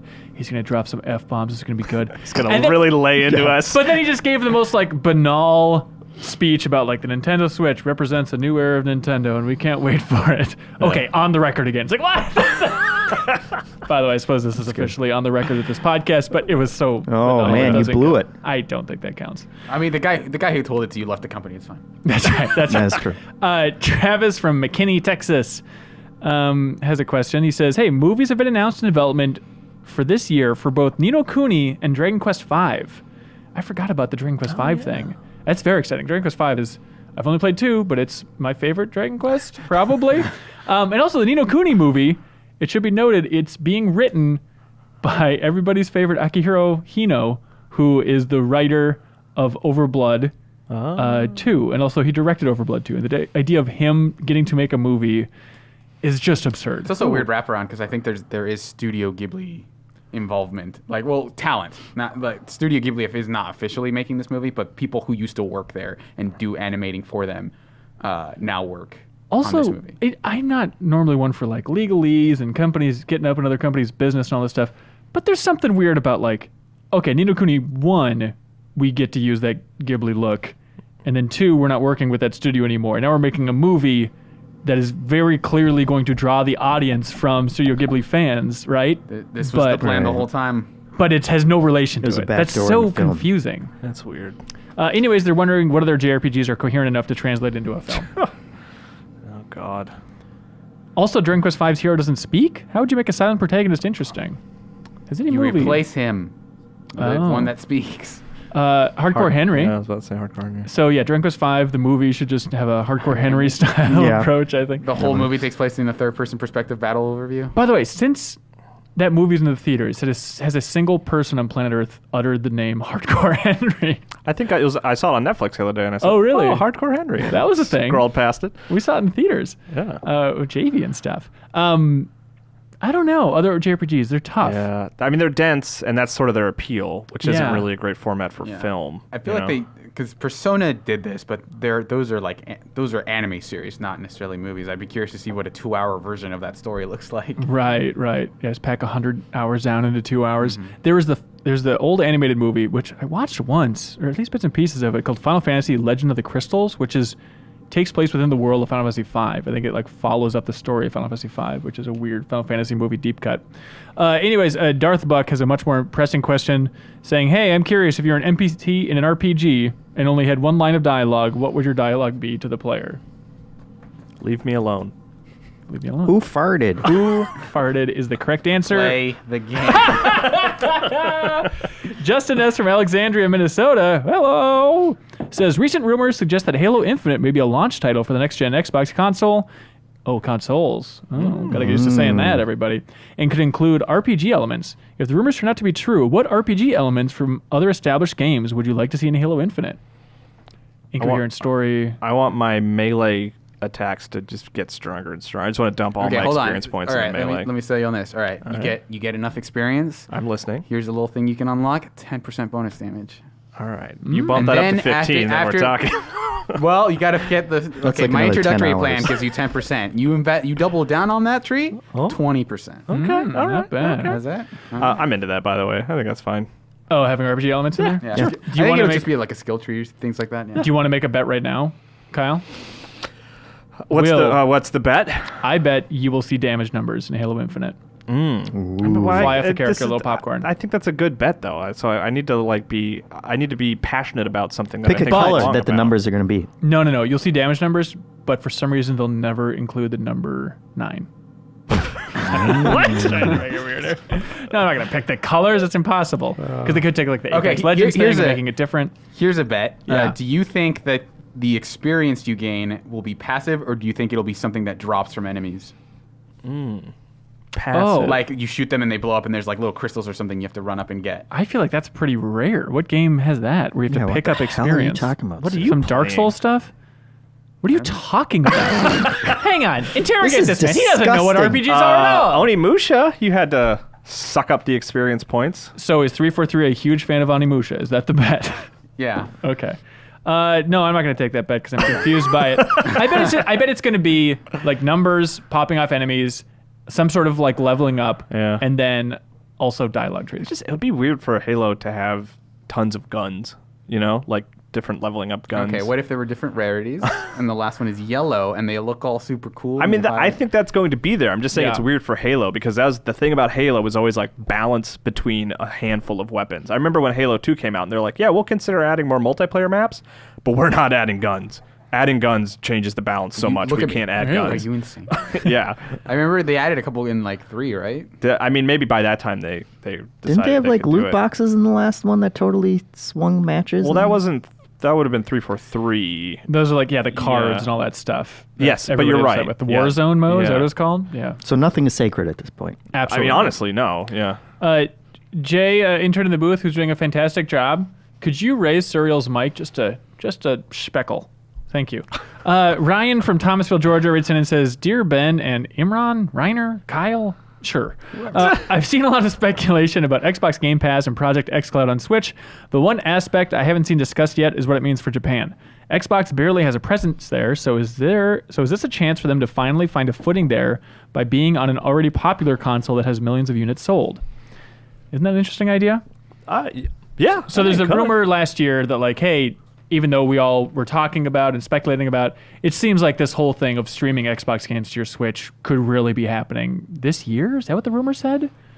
Maybe. For the announcement? E3 thing. Yeah. Yeah. But that's a diabolical move. They don't need to sell Xboxes in Japan. They can say, hey, Japanese gamers that want to play Scalebound or other big Japanese Xbox games that don't exist anymore and maybe coming to the Switch instead. It's a weird idea. Lost right? Odyssey. Lost Odyssey. Yeah, remastered. But I mean, at that point, you're talking about more of a kind of software first.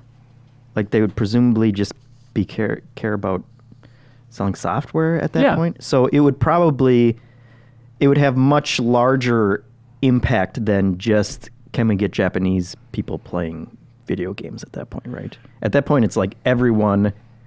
Could they do it on PlayStation?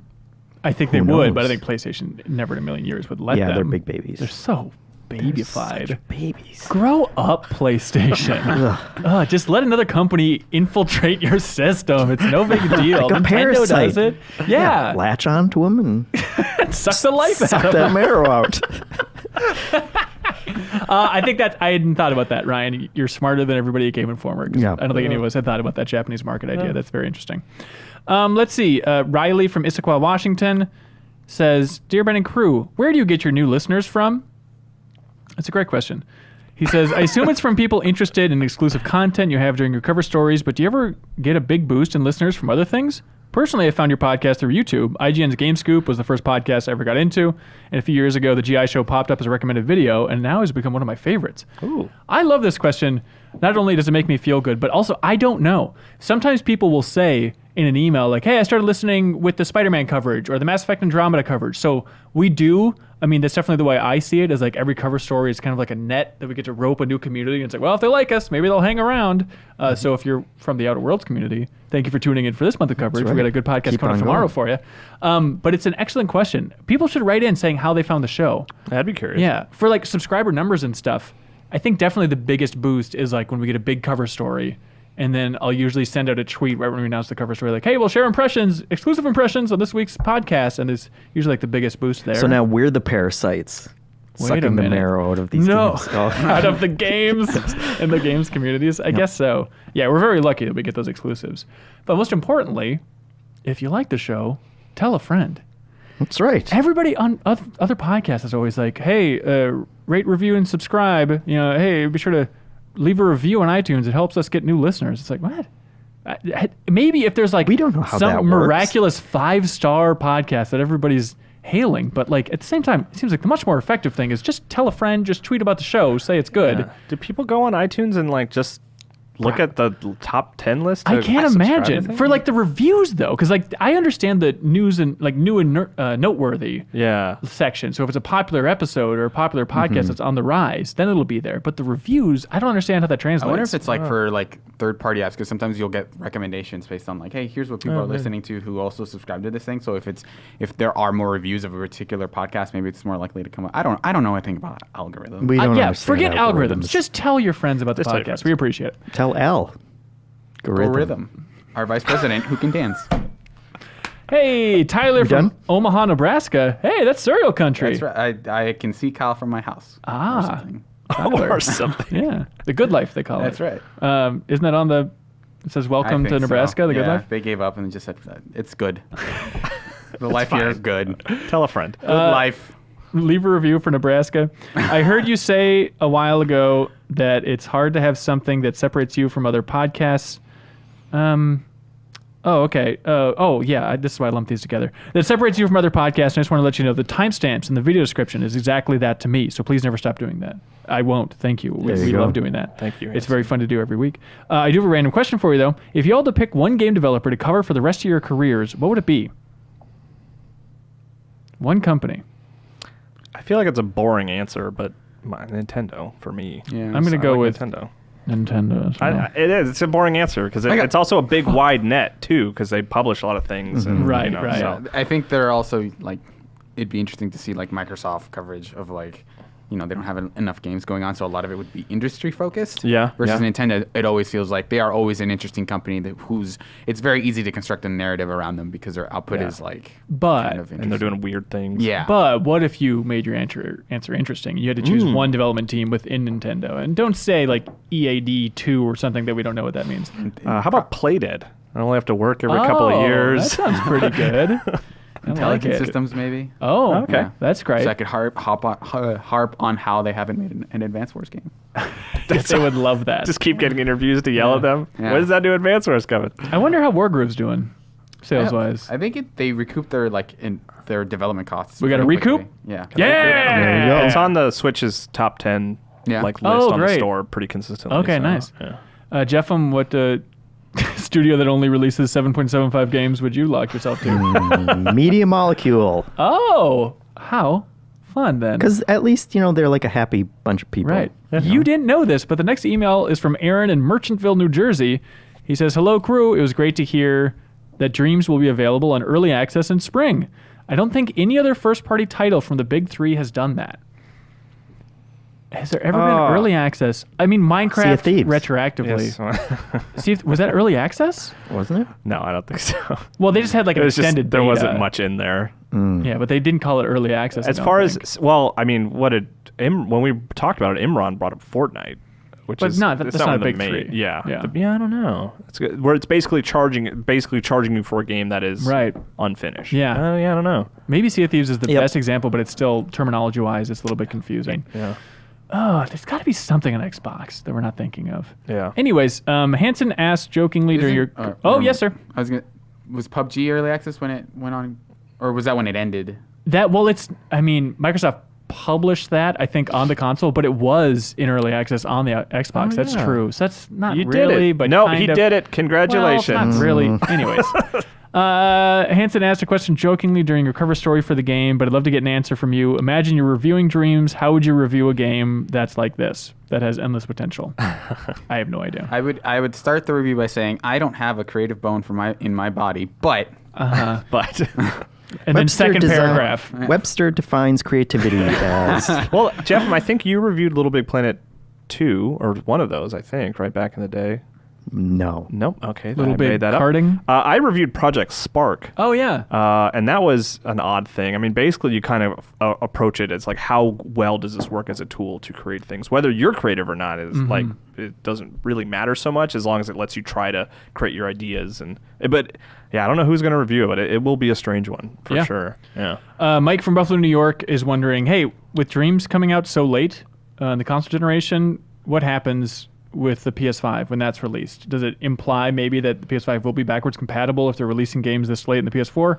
That could be, but if you are a careful listener to this podcast, on the Answering Dreams Lingering Questions episode, we asked that exact question to Media Molecule about like, hey, it's coming out so late in the generation. What happens when the PS5 comes out? And the creative director, Mark Healy, is just like, well, I guess we'll just have to make it work for the PS5 then, I guess. He's just like, it's so passive. Like, yeah, we'll just make a PS5 version, no problem. So What didn't Little Big Planet 3 let you play 1 and 2 games? I on think PS4 so. or something like that? Yeah, that was really cool. So they got it. They can figure that out. Yeah, That's easy. absolutely. just toggle the button that says PS5 on there. Yeah. Kyle, I'm counting on you having a good one here. Uh-oh. Phil Sullivan from, oh Christ, what are you doing? Phil Sullivan from Mataranka, Northern Territory in Australia, Okay. hopefully God's country, All right. says, "G'day." Thank you. In day. last week's episode, someone described sperm and the egg as nature's battle royale. You should really start listening to this podcast, Jeff. Very good. What are nature's versions of other video game genres? Oh, yeah. One that comes to mind is termite mounds as nature's take on the city builder genre. I'd argue city building is nature's take on city building genre. Well, I did have an answer for this, but I don't know if it's naturally occurring. But like to me, children's playgrounds are basically like a platformer in real life. Oh, thank you. But I've thought about that before because like I would hang out with playgrounds with my kid and be like, this is like cool. Like this is a fun experience, maybe more so for her than me. But like, have they ever tried to adapt this into like a video game? Like this idea of it's Right. fun to explore this structure that's made for play. And then that occurred to me that I was like, well, I guess that's what a lot of platformers are. It's just like a system of sort of fun playgrounds. Actually, you know? now that he mentions that, a football game is kind of like a sports game when you think about it. Whoa. Roll Do you up your think- windows for the snapping. Do you think any playground designer has ever been inspired by a platformer? Are they ever like, oh, those little folly platforms that have the holes in them for Mario, we got to get that up in here? That's a good question. I know, who's the Katamari creator? What's his name? Hanson? You know it. Hang on. You love it. Hang on. Kaita Kaita Takahashi. Yeah. I know after Katamari came out, he talked about wanting to go into playground design. Oh, really? Like he wanted to get out of video games. And Yeah. that was something that he mentioned. Then he made Nobi Nobi Boy. and can't- we all hung our head in disappointment. He's still working on Watam, everybody. Yeah. Is there any platformer where there's just like a spinny pole you just grab onto and spin real quick? It seems much less fun in a video Sonic game than has real like life. grinding levels and stuff like that. Hasn't there been something like that, Mario? Just a spinny pole? Where you go down familiar. a pole and you kind of spin as you do it? That seems that seems Climb familiar. poles and- It feels familiar, Yeah. right? Yeah. Anyways, that's an interesting question. Jared Meyer. Sorry, are we boring you, Joe? Nope. Jared Meyer from Lakeland, Florida says, hey, everybody. Hello. One of my favorite things in the world are fictional podcasts that are recorded like they're real podcasts. Like Jurassic World Revealed, obviously. Somewhat recently, Halo did a promotional podcast for Halo 5 Guardians, and while the game's story was disappointing, the podcast was spectacular. Following a reporter looking into the secrets of ONI, the Halo equivalent of the CIA. It's called ONI? Like the game? It must be. I guess that's just a Bungie reference? Weird. That's confusing. So I was thinking, what other games could get a similarly cool fictional podcast? My mind immediately jumps to Portal Half-Life. The idea of a Black Mesa Aperture employee just keeping an audio log of the strange things happening within their company seemed very compelling. Yeah, Valve, you don't have to make a game. Just give us a gaming podcast. Wouldn't that be great? That would be great. Hey, Valve, off your ass now! They have all the commentary in their games. Okay, It's I kinda guess that's close. true. They I know, do. but like in fiction stuff.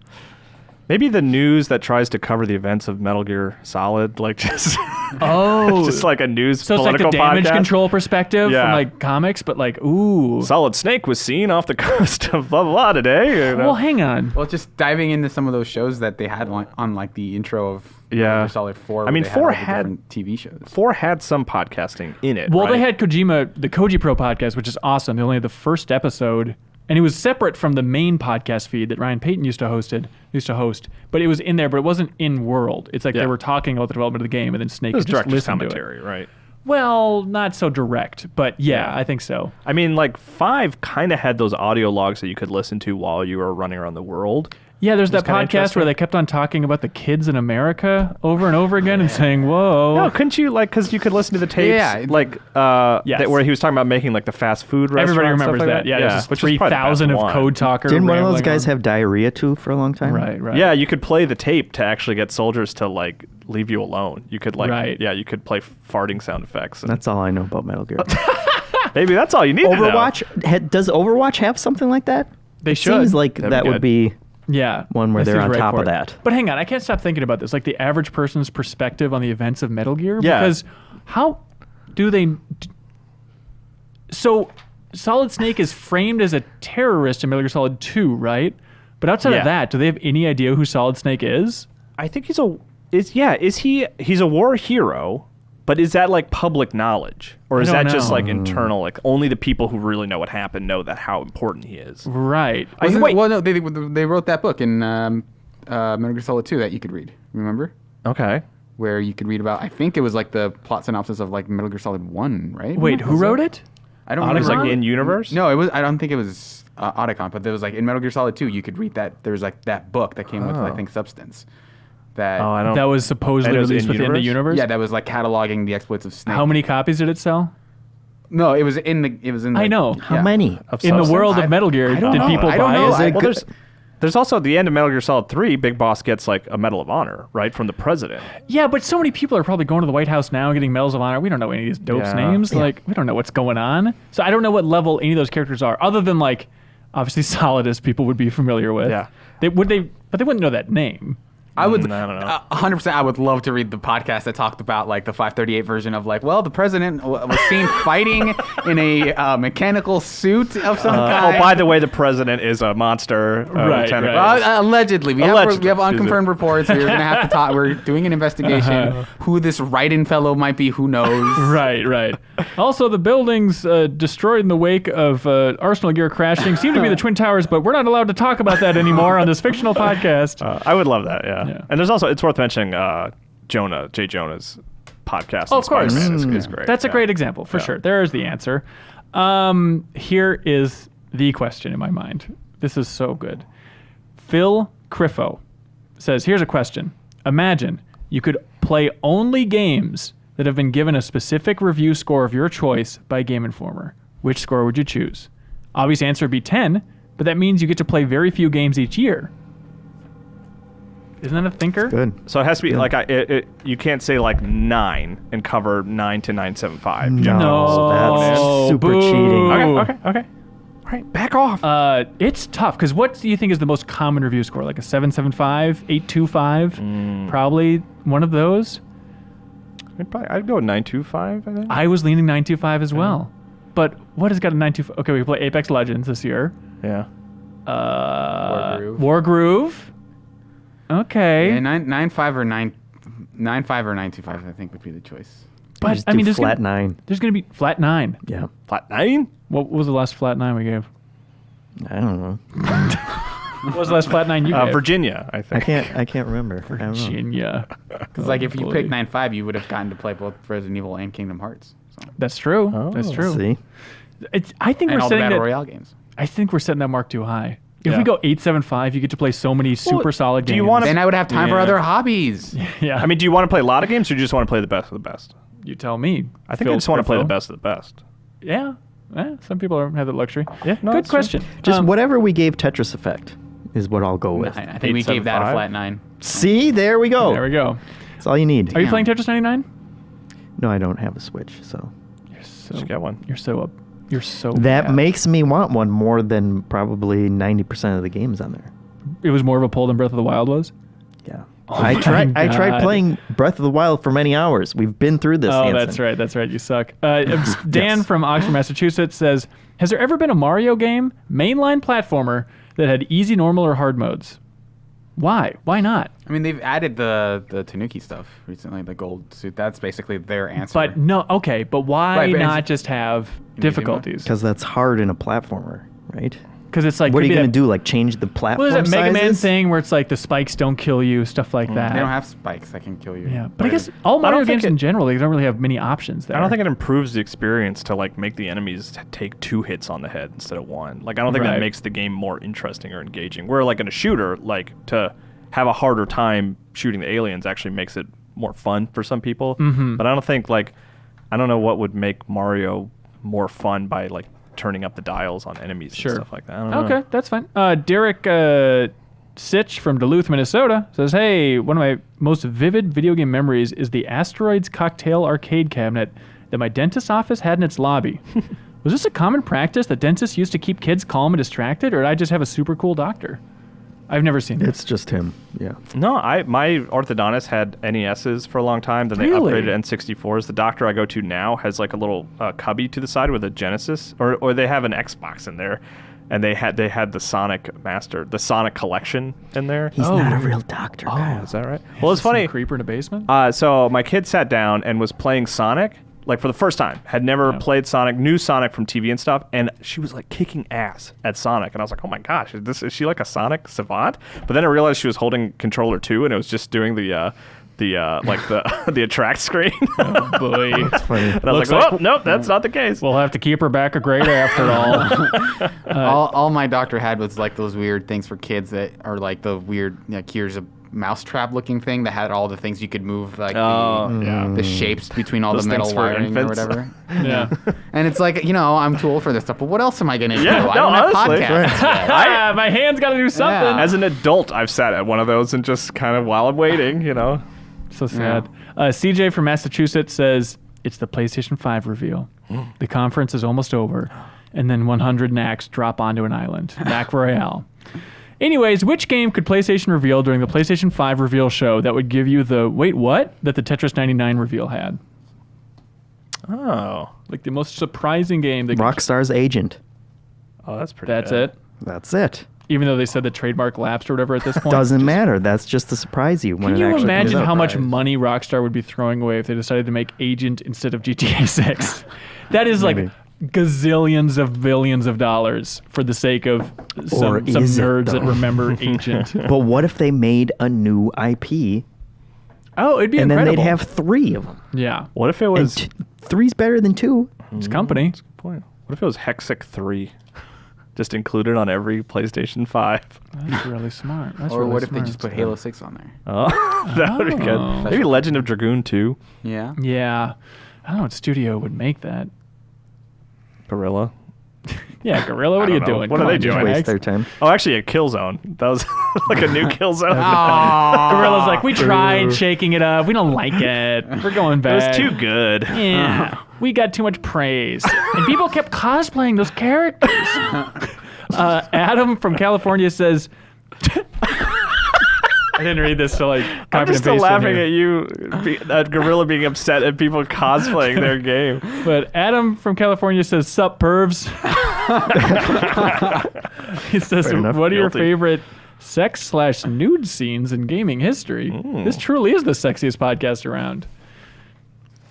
There like it. was that scene in The Witcher 3 where you had sex on a horse. on the unicorn in the No, DLC. there wasn't, Cyril. Yeah, That was your dream. Yeah, somebody pranked Oh, you. there was dude. my dream where Geralt was having sex on top With of a the unicorn? Yeah. That really happens in that game? Yeah.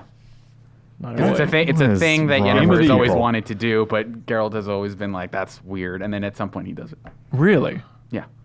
This is a good Has game. anyone ever played that game? Is the question. Or no, How is there am I this confusing unicorn people? sex stuff I know going that there on, is a weird sex and like scene in the none of clouds. us know about it. I don't know. And I yet don't know. everyone loves that game. They Yeah. say. Which game? Oh, there's Witcher. Yeah. It's yeah, Jeff, I'm fantastic. calling It's one of the best people games out. ever made. Yeah. I'm not questioning you because you know about the unicorn. I'm questioning everyone else. Mm-hmm. If someone said Unicorn. I love the Witcher series and you went up and said true or false, they have sex on a unicorn in that game. I bet most of them would be like no Yeah. because they haven't actually played it. Right. And then you can show them your wallpaper and be like, true. See? There's that good scene with the parents in South Park Stick of Truth where you're like shrunken down and you're like have to go underneath them and stuff. And there's like quick time events and stuff. That's funny. I like in Fable 2, it would just fade to black and then fade back, and you'd have kids. Oh, really? That's sexy. There's You also like that. fading to black during. Never mind. All right. Wow. You weren't ready for the implications of that, were you? There's also that other sex scene in The Witcher 3 where if you can choose either Triss or Yennefer, but if you choose both, at some point there's like the sex scene it's Yeah. implied it's gonna be a sex scene, but then they both show up and they kind of like they're both done with you because you were cheating. Sorry, I'm That's asking good. for a friend. When you played Gwent, did you just take the two cards and make them hump each other on the table as well? They didn't have physical cards, so no. Oh, I see. That's a very silly idea. Also, Ryan's naked in Metal Gear Solid 2. Hey, Tom from Hungary. Wait, hold on. That's a sex scene for you? You know, He said he sex said or no. nudity. All right, Okay, fair enough. all right, Fair all enough. right. Yeah. He really doesn't want anybody to see his wiener. He's in a life and death situation. He is desperate not to show people his wiener. Like literally, You can do those cartwheels, Yeah. he man. could It's not good. be in a freakier situation. He doesn't know where he is, who he is. The only person he's been talking to, his face is melting off, and he's a skeleton talking about Harry Carey Rock, and he's still concerned about people seeing his wiener. That's a he's very funny cold. idea. Okay, sure. Tom from Hungary, a.k.a. Duke Faison, hello, says, I watch so many replays and listen to so many podcasts that when I see something peculiar or have a weird thought, I give out a semi-audible, huh, Jojuba style. Can you guys do a better Jojuba, huh? Huh. Yeah, it's that type of thing. Is there a gesture or some behavior thingy that you picked up from your coworkers? Sometimes when I laugh, I go, And that's from Leo? yeah, that's Okay, from Leo. great. I got that from my friend Jesse.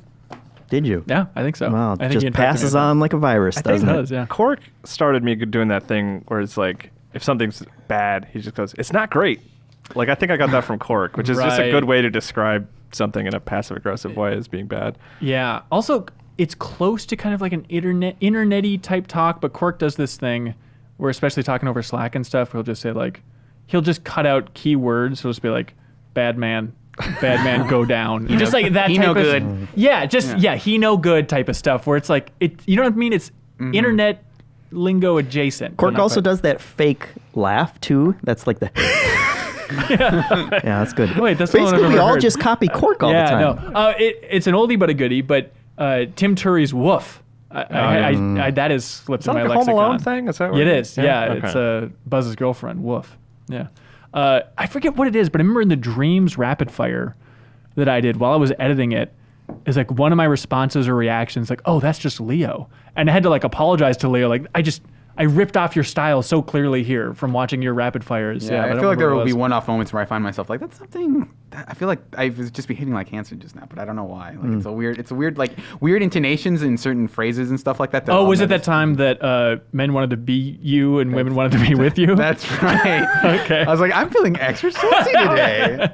There's also sometimes I randomly talk about unicorn sex too. I pick that up. That spread real quick. Yeah, wait a minute. That email is from Cyril Vasquez. Robbie from Georgia. Here we go. You'll love this, Jeffem. All right. Straight Do from me the a papers. favor, everybody. Everybody take out your phone. Ready? All right. Do you have your phone on you, Reaching Jeffem? into my pocket. Making sure there's no text coming up. Unlock it. Okay. Now pass it to the panel member on your left. Oh, God. What game are you surprised to find on their phone? Okay. All right. So So go to where you have games. So I have games on these two pages I have here. two games folders. Hang on, I have to take this real quick. Hello? Here, should we? Hi. Who is this? It's Siri. I'm doing a podcast right now. Can I talk? These Do you know jokers. Jeffem? Can I give you the phone? Yeah, you can pass him over. Okay, That's fine. here's Jeffem. Hello. Hey, what's going on? I don't know anymore. Is this I was just recording a podcast. good? I want to make sure that you get. Here, Okay. should we just do like next to each other? Is Sure, that yeah, easier? quick swap okay, here. So I have a games folder there, and then on the other page I have a second You are games going folder. to be. All right, I'm looking so at- I got really some on the I next. dare you the to find the next game in this screen, thing. too. Okay. Oh God, Serial has an Android. I don't know how this works. Also, Jeffem has an Android. This is gross. so you don't have folders, Serial? No, because that's all. I have 2 pages of apps in this because I'm not a crazy person. Oh my That's not God, you have fun. like 1,000 folders in here. I know. I'm very organized. I'm Yeah. organized by genre. Like I said, you were going to be disappointed. She's got a Dairy Queen app. That's kind of surprising, I guess. So okay, so Jeffem, Well, first Monday up. deals, dude. Jeffem, Okay, I got I'm yours, surprised that you have Card Crawl, which is a game I also have, and I enjoyed that game Yeah, a yeah. fair bit. And we never talked about it. You have. It looks like a bunch of board It's game all adaptations. it's all board games because I had to do that one article Oh, where I played wait, a million except board games. there's a game called Doug on here. Yeah, no, that one's actually pretty good. Kyle, I'm surprised. Well, first of all, I want to give you props for having Ghost Trick on your phone. Second, I'm surprised you have both Fortnite and PUBG Yeah. on your phone. Yeah, I've played one round of each. I think. Most of this, like inside, obviously, you're gonna have that. Yeah, Inside. Jetpack Joyride, that's just a good game. The best. Eating Obscure Guy, I don't know what it is, so I can't be surprised by it. Angry Birds, obviously. Cartoon Network Match, for whatever reason, does not surprise me. What's the most embarrassing? Good question. Whatever Ragnarok M is, I don't know. Sage Solitaire. Here's just an app that makes sex noises all the time. No, let's see. There was one here. You have a Knack Match 3 game, Oh, I forgot that existed. A Knack? Yeah, like the interesting. PlayStation. like the PlayStation guy. I do have that on here. Okay. Yeah, that's a deep cut. Yeah, sorry, Kyle. I don't really play games on my phone. Yeah, I do have Florence you on really ruined here. it. You got a Destiny. He's app all on there. business. Yeah, I guess so. Gotta hook You know up what with my game I rating. downloaded on my phone and played just out of curiosity because it was one of those like one of those cool late nights where you're laying in your bed with your phone just being intimate and then realizing like why haven't they made a sequel to Office Space or done any Office Space stuff? So I looked up the Office Space Wikipedia for like any continuing other media. They made an Office Space like idle game in 2017, and so I downloaded that and like guess what you're collecting as you're tapping on the screen? IT reports. No, come on, you guys. Staplers. No. What would you be collecting as a currency in Office Space? The badges that you wear at TJ No, Fridays. no. I've seen Office Space like one time. I I'm don't know why looking you're at you, looking sir. at Printers. Nope. Jay in the booth, do you know? Inkjets. Jay the intern? Oh, he says paper clips? No, correct. Pennies, you guys. Pennies. Because they steal all the fractions of a penny. that's all they good. do. Anyways, it sucked because all those games are bad, but Yeah. Cork would like it. there we go. Wes Bates from Woodland, California. I think it's a second email here. He has a list of franchises. We have to choose which franchises live and which die forever. Ready? Okay. So these are your choices. Okay. You choose which one is killed forever, Kyle. One or the other. Devil May Cry or Bayonetta? Are we Devil going May to Cry. go around the table? Yeah, let's go around. Devil May Cry is dead forever. Yeah, I think I'd rather see more Bayonetta. Final Fantasy, Elder Scrolls. Surreal. Elder Scrolls. Wow. Oh my God. Holy Rising. God. I think Final Fantasy is always an interesting look at like how they're going to change it up for False. the Next entry. question. Okay, Tekken or Mortal Kombat? Oh, Tekken. Great. Mega right. Man, Okay. Mega Man or Rayman? Oh, Mega Man. It's just I'm drowning it in a river. that's fine. Castlevania or Metroid, Kyle? I'd kill Castlevania, I think. Resident Evil or The Last of Us? I'm choosing which one I kill, right? Yeah. The last one. Great call. Yeah. Out of Like, respect. it's Okay. like- Okay. that's right, I'll go yeah. with that. Yeah, that's Yeah. fine. Bioshock or Wolfenstein? Well, who's making the BioShock games? 2K, whatever freak shows they got developing that. Or whatever they have left. They got Yeah. Ken Levine back because his everything else he's doing fell through. Whatever that studio is next to Hangar Well, 13. is he seriously coming back to No, do it? he's or not. Okay, then BioShock. Wow. Killing Bioshock. Okay. Yeah. Pokemon or Animal Crossing? I will kill Animal Crossing. I think that's the right That's call. sad. There it is. Thank you, Billy from New Jersey.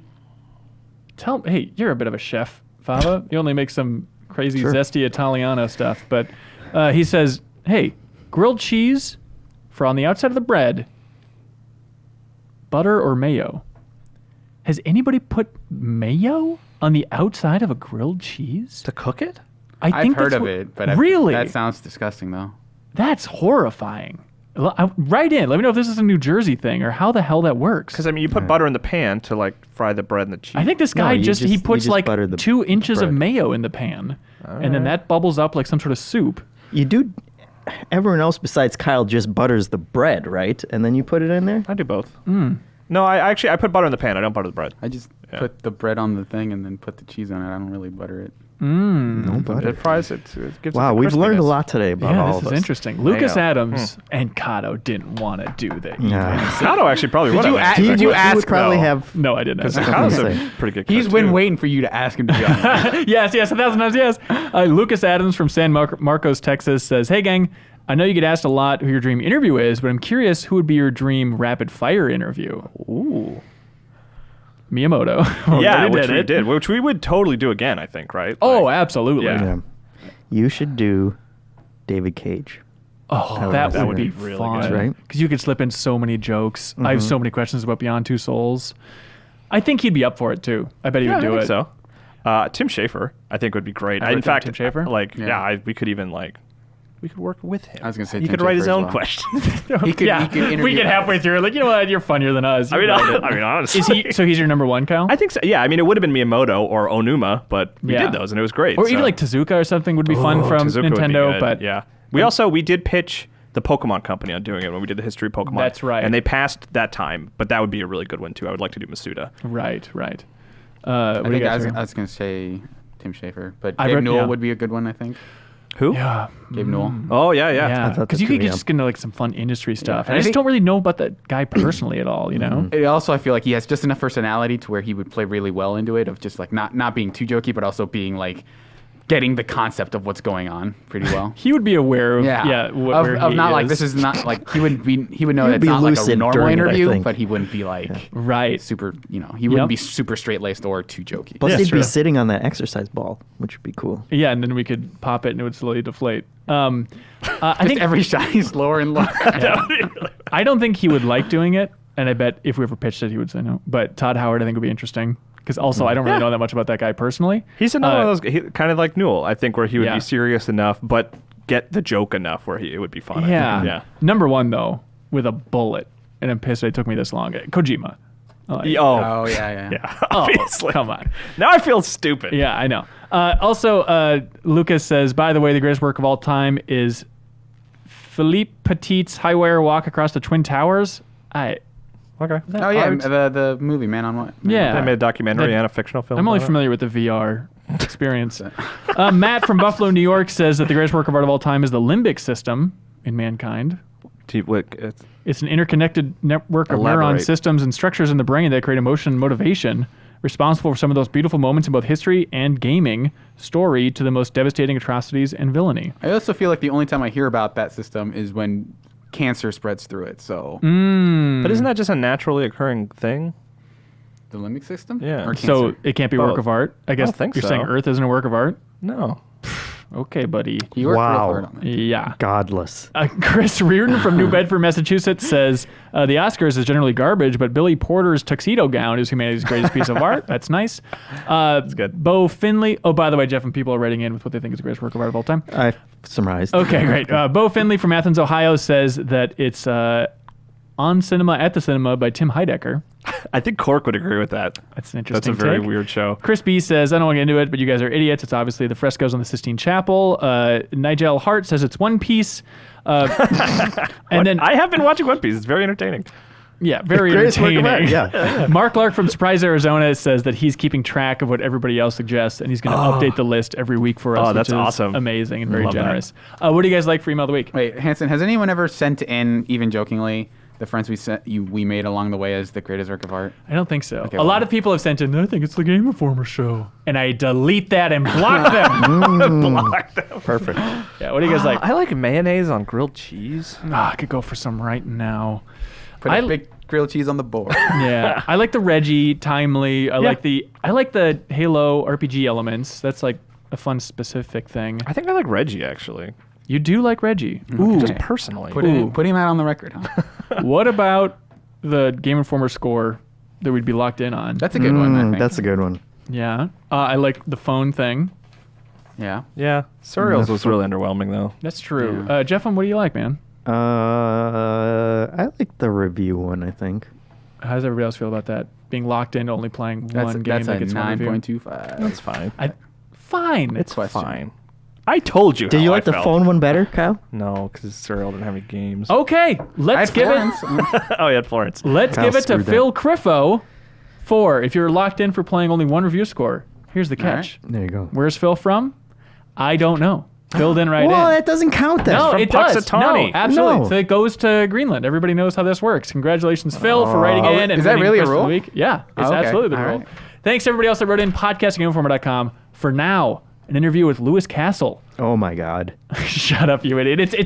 He's a seasoned man. He has seen so much of the industry. So we talk about the founding of Westwood, the history of Command and Conquer, the origins, moving on to EA, working with Spielberg, a little bit about what he's doing with Amazon now, working with like Disney animators and the old Lion King game, and how the old Lion King game actually has levels that are based on scenes that were cut from the movie and stuff. So it's a good deep dive on a lot of things, mainly Disney and the RTS genre. So if you're that Venn diagram, enjoy this interview with There you Lewis go. Castle. Here it is.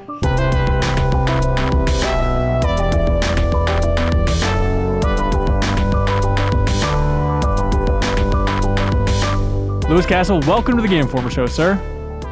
Thank you. It's an great honor to to be have here. you. Oh my gosh, it's rare to have a legend from the game industry. So thanks for joining us, man. And you're giving a talk at GDC this year, so you officially reached legendary status, I think. Well, I've given talks at GDC before on products I've worked on. I'm on the board, and we talk every year about classic postmortems. And every year, it seems we come up with Command & Conquer. It's a bit tough because there's so many people that worked on Command & Conquer, and they're kind of separated all over. So this year, I finally said, okay, I have an idea on how to do this. What I'm going to do is interview all these folks, as many as I can on video and audio, and then put together a compilation and have a few on stage. So it's a bit of a party. It's going to be fun. It's a neat forum and a different kind of approach to a classic postmortem. So it should be a lot of fun to come see. Yeah, it's nice that you'd have that approach. I think, not that other developers are selfish out there, but I could see a lot of other developers being like, you know what? I was pretty high up in that company. I'm just going to go ahead and talk about Command & Conquer by myself. Why do you feel like it's important to rope everybody in? For Command & Conquer especially, I thought it was really important. First of all, it wasn't a huge team. It was a small number of people.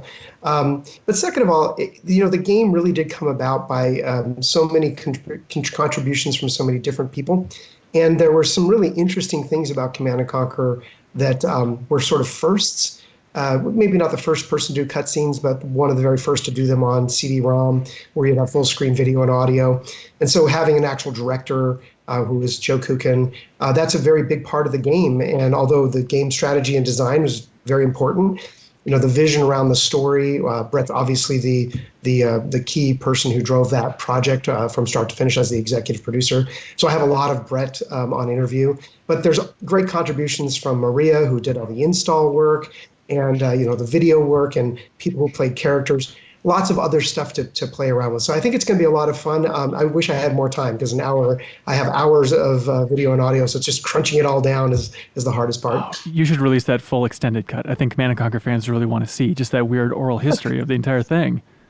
If I can con my cousin into making all that, he's doing all the kind of editing for me, and he's great at audio. That's what he does. But we're not video editors, so we'll see. I think it's going to come out just fine. It's going to be very similar to Command & Conquer. It's going to be a bunch of people who don't know that they can't do this, so we're just going to do it. So. That's how it goes. So what part of Command & Conquer were you most involved in, or were you most passionate about back in the day?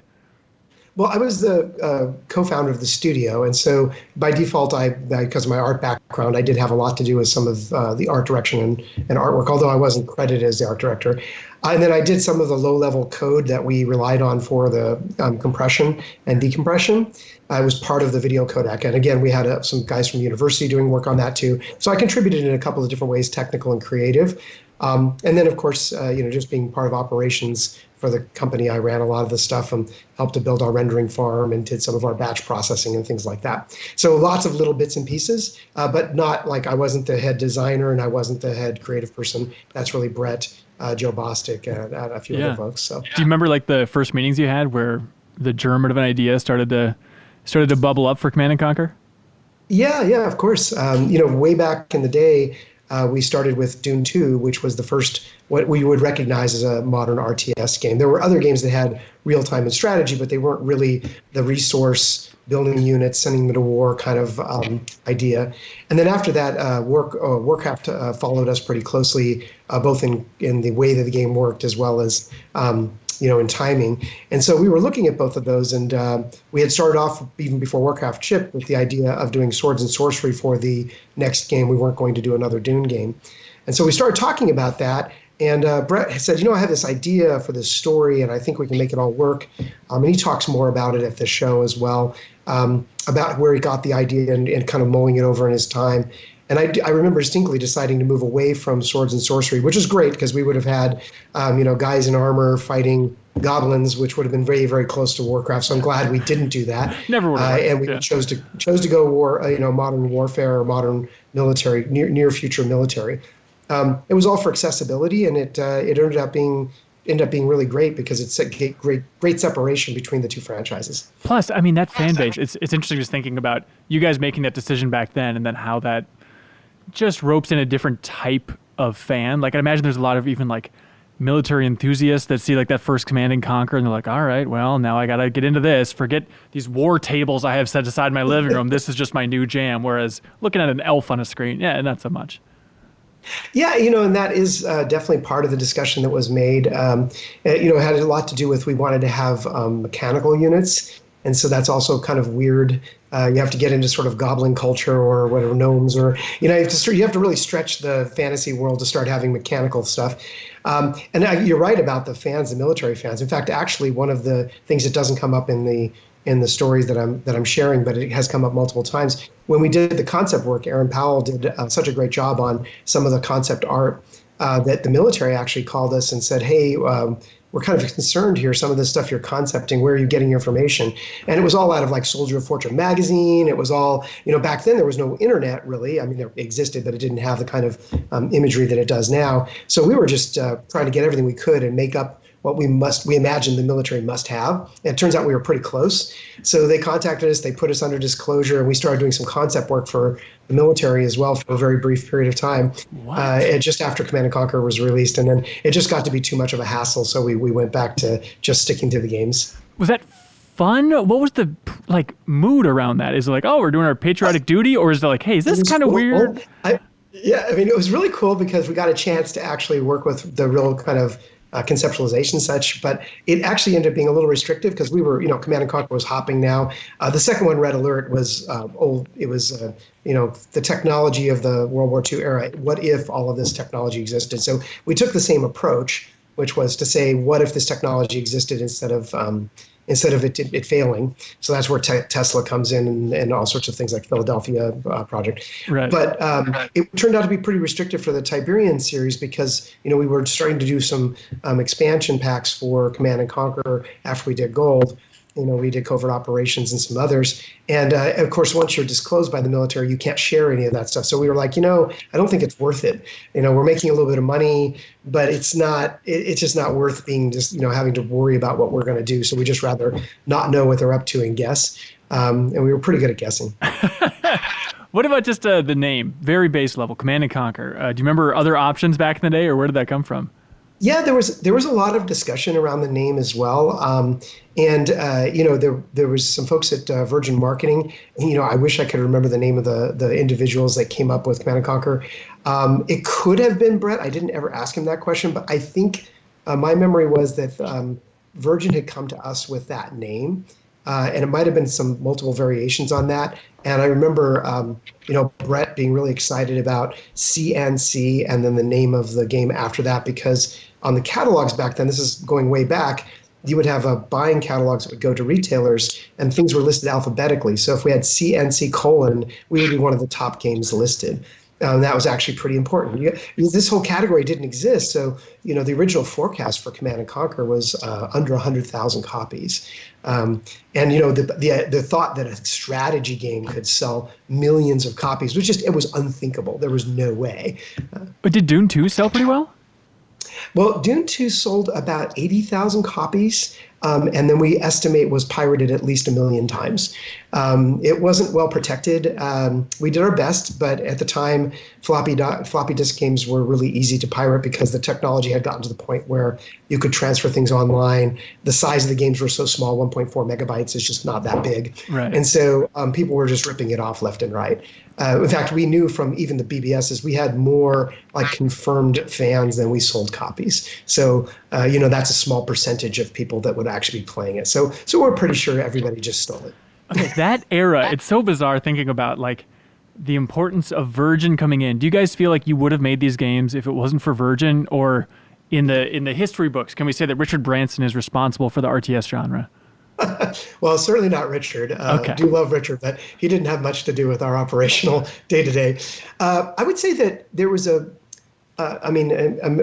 sounds a little cheeky, but it's just the truth. I think it was a combination of Virgin growing a big company to publish and distribute a bunch of games, and the other Virgin developers not shipping anything.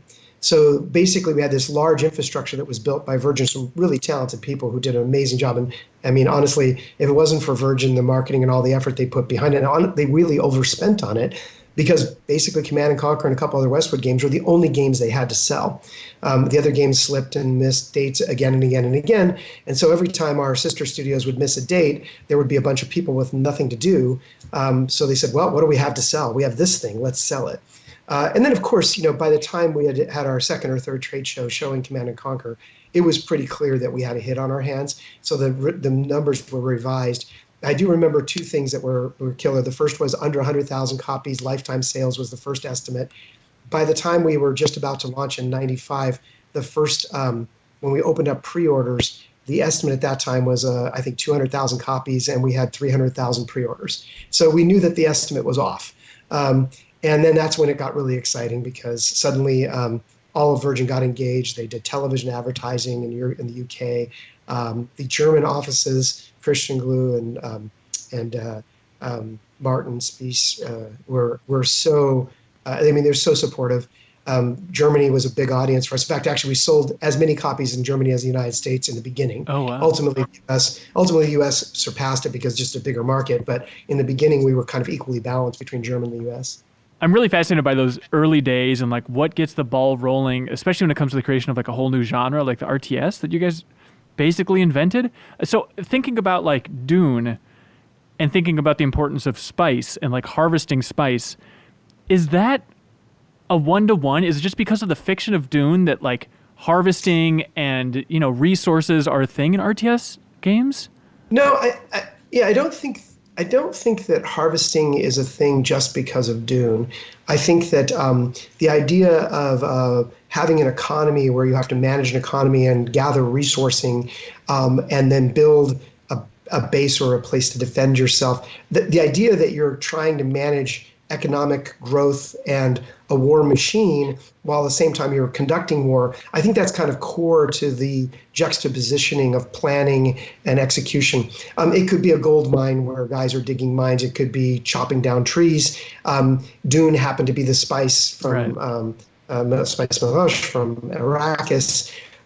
Tiberian, it was really because Brett's vision of this inciting incident which disrupted the global balance, where there was this great resource that was suddenly available in random countries. And of course, the rush for the industrialized world to go and control it. And Kane comes out of that with this sort of really a charismatic individual that's going to marshal all these troops and say, no, don't let them come take your Tiberium. They're just the evil West trying to impose their will upon you. I think that was the kind of stage of the world at the time. And so it led really well into it. And Tiberian as a kind of horrific eventual infestation, contamination of the planet, actually ultimately terraforming, was all part of the original story. So the harvesting became part of the bedrock of the foundation of the story. Right. And then, of course, Red Alert 2, Red Alert and Red Alert 2, all the series of Red Alerts, we didn't have Tiberium. That was pre-Tiberium, so it was oil and other resources. So yeah. Do you think this year is a good year to do the kind of retrospective on Command & Conquer because the remakes, the remasters are in the pipeline here? So really oddly, some things just serendipitously happen. We had our offsite for our Game Developers Conference. Simon asked me, hey, do you think we could get Command & Conquer? Postmortem, my same answer always is like, Brett's very busy doing other things in his life. I don't think he'll come and do it. I did check with Brett. And then I said, you know what, I can do this. I can get him to come into a studio. I'll record him and make sure that the proper respect is given to the actual creative director for that. I said, yes, let's do it. And then shortly thereafter, my friends at Petroglyph said, hey, we can finally talk about this, but we're going to do a game, we're going to do a remaster. I said, wow, that's really weird. This was not coordinated in any way, shape, or form. All respects to EA, they own the franchise. They get to do what they want to do. They're not involved in this. I'll disclaim it at the show that, look, this is, if you guys like it, it's all a bunch of people that got together and told you what we did 15 plus years ago. And if you don't like it, it's still us. Please don't get mad at EA either way. They're a great company and they're going to do an awesome job. It's just, this is the postmortem is all about us. Yeah. Surely the internet will be reasonable and understand that they shouldn't be mad at EA after Yes, you have that disclaimer. That's all you got to say. Of course, the internet is always so understanding, and the trolls are always really, really very generous and kind, right? How much do you follow EA? Maybe specifically like Command and Conquer. Every time it bubbles up with like the free-to-play version or the mobile version, do you have thoughts on that, or does it just feel completely disconnected from you? I do have thoughts on that. As one of the founders of Westwood and being there during the whole time of Command and Conquer, and even being a consultant on some of the later Command and Conquers while I was still at EA. First, EA treated myself and the folks at Westwood very well. There were some unfortunate things that happened that were not really EA's fault, and so I'd be the first one to take blame for that. I don't think it's fair. As far as the actual products that they've made, it's been hard to find that creative spark to get the Tiberian series back where it belongs. I think they did a very fine job with Command & Conquer 3, Mike Verdu and that team. There were an awful lot of Blizzard fans on that team, so it didn't quite have the differentiation that Command & Conquer used to have. But I thought it was a fine game. And of course, all the Generals games, they did those as well. And I thought there was a lot of fun. Yeah. As far as the mobile game goes, and the most recent kind of vitriol, I went into mobile games for quite some time, and I quite enjoy making mobile games. I thought the game they made was very respectful to the series and was very in line with the thoughts and ideas around the series. They did take some liberties with some of the characters, which I think was fine. And the way they approached that audience, I thought was also really good. I think the reason people were upset is they don't want to see a mobile game done instead of or in lieu of another Command and Conquer, kind of homage to the series in the PC RTS. But I would really encourage people listening to this podcast and fans in general to be a little bit more gracious, a little bit more generous. The way that franchises grow and thrive is when you're able to use them across multiple forms, whether it's toys, television series, other mediums like mobile.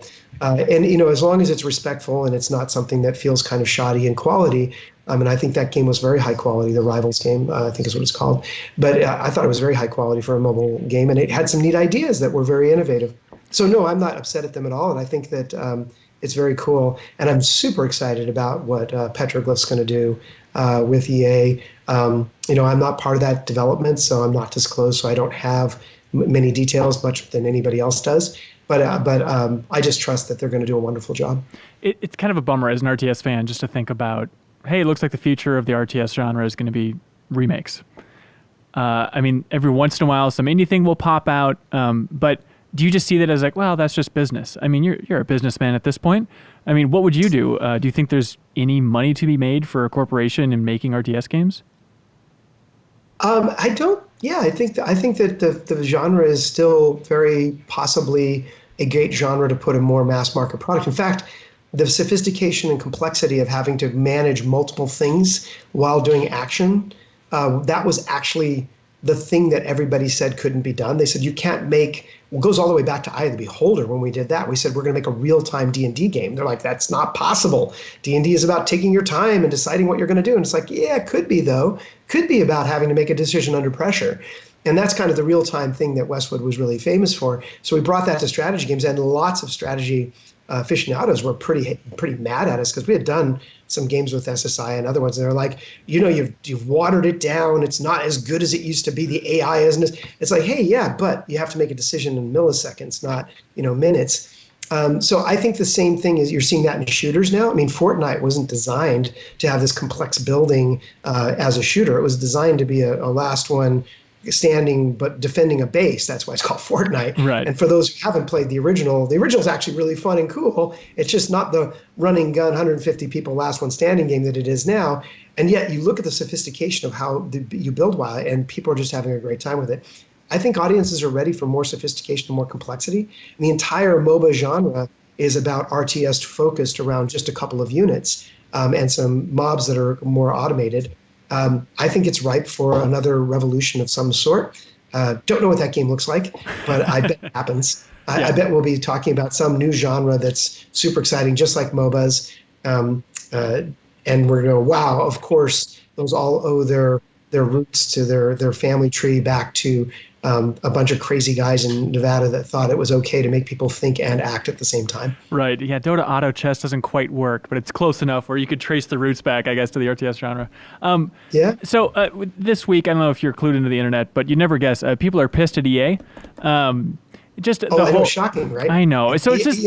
So honestly, people are pissed at EA, Look, here's my shock face. So just the Anthem thing, right? BioWare releases Anthem after working on it for 7 years, just working their asses off on this thing.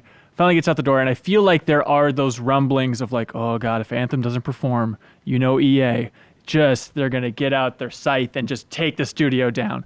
I mean, do you think there's too much made of the lore of EA just killing studios left and right as from a front row seat perspective with Westwood? I can only speak to my personal experience. Yeah. I mean, I have a lot of history at EA. We joined them in 92. I stayed until 2009, so I was there a long time. And I was a creative director at the EA LA studio. So I was involved in a lot of other products besides just Westwood products. And the company is no, they're not some evil giant that looks to destroy studios. It's not what it's like at all. But they're business realities, and sometimes things run their course, or companies just get to a point where the products that they're building are not as viable as other ones, and you have to make some hard choices. I now run studios, and there's lots of games that I would love to make as sort of hobbies or science experiments, but at the end of the day, you have to invest in the things that you think are going to get a good return for the company. And that's both for the benefit of the people that work there as well as the shareholders and others. And sometimes that means teams or products have to sunset. It's just a normal course of the business. If people are really passionate about keeping games like Anthem around and making sure, go buy them and buy the online added products and make sure it's a viable business. That's what the consumer can do. If you like a product line, if you like a company, if you like a studio, support those products, support those things, even competitive products. If you have a free-to-play game and you never spend any money on it, and maybe the business model is a little less aggressive than loot boxes or other things, what you're really doing is telling the publisher that doesn't work. Right. So, buy those cosmetics and spend some money and put some time into it. If you like the product, invest in it. I know that sounds crazy. It does, but I hear you. That's what makes them succeed. I mean, Fortnite is successful with lots of cosmetics, and so that proves that model works. Yeah, you're talking about, knowing when to, just to be practical, pragmatic, knowing when to kill a project and stuff. It reminds me of like your time working on Spielberg's LMNO project, the first-person story-focused thing, because I've heard you talk about it in the past, and it seems like, what was it, just a couple years of development? How long was that thing in the pipeline? It feels like now that's the blink of an eye. I shouldn't probably speak to that because I was actually ran the studio for a bit, so I actually have a lot of detail that is probably not appropriate to disclose. But I would say that I can say that the product was running for a very long time. It was a big team. They were doing some really impressive stuff. It was truly mind-blowing how beautiful and how sophisticated the approach was. And honestly, I'm partially responsible for that project being closed because I was very honest about the forecast. Lots of other folks within the EA organization at the time were, like many developers, optimistic about what they were going to accomplish and how much time and money it was going to take. I was very realistic, and I said, look, I've worked with Steven on the Boomblocks projects, and I can tell you what he's aspirationally wants to do, and this is epic. This stuff is incredible. It's going to cost a lot of money, and it's going to take a long time. And here's how much money, and here's how much time. And I was given some advice that says, just say that you can get it done in the year, and if it doesn't work out, just ask for more money later. And I said, I'm just not going to do that. I'm not going to do that to the team. I'm not going to do that to the company. I'm going to be honest. And so, we had an assessment around it the same way we did with so many projects in my life. And in this one, they looked at all the different products they had. And I disappointed as I was that this one wasn't one that EA felt was the better investment. I understand that. It was a very reasonable and logical decision. I stand by the team's estimates. I stand by what we were trying to accomplish. And, I think it was better to be honest and not have that product go forward than to continue to run in a situation where people were promising things that couldn't possibly be delivered in timelines and dollar amounts that weren't achievable. Yeah. I'd rather see people take bigger financial investments. One of the nice things about working where I work now, we have very big budgets, and we're willing to be very bold and take a very long view, which is great. And where do you work now? Oh, I run Amazon Game Studios in Seattle. There we go. Perfect. How are things going up there with that? Great. Yeah. I mean, our PR folks are very clear about this is a classic CNC interview, so I got to stay off of that topic. But things are wonderful in Seattle, and I'm a big fan of Amazon in many, many ways. Okay. Interesting. How long have you been up there? 2 years. Okay. Awesome. It's an interesting. You think we're going to be seeing just more and more? Are things about to snowball for Amazon game announcements? Yeah, we're constantly putting out products, and we're humble and building the expertise that we're looking for. The teams are awesome. We've got great talent, and like everything else, it's got a long view, which I like a lot. As a game maker, I like being able to be honest and realistic about what it's going to cost and how long it's going to take and how many iterations it's going to take to get to success, and recognize that you may just get lucky and hit it out of the park the first time, but more than likely it's going to take many efforts and many swings at bat before you get, if nothing else, even the reputation where people are excited. And I thought Apex was a great launch to show, with Reboot what you can do when you have a bit of a reputation, and you just surprise somebody with a good game. Interesting. Yeah. I don't know if you know this, Lou, but you've had a crazy impressive career. Like walking through everybody that you've worked with, and for so long, it's just absurd. I mean, Spielberg alone would be enough, but combine Spielberg with like the United States military, Hasbro, I guess, back with like Monopoly and stuff. Sure, with Monopoly, the Blade Runner partnership. Yeah, of course. Yeah. Disney for the Lion King.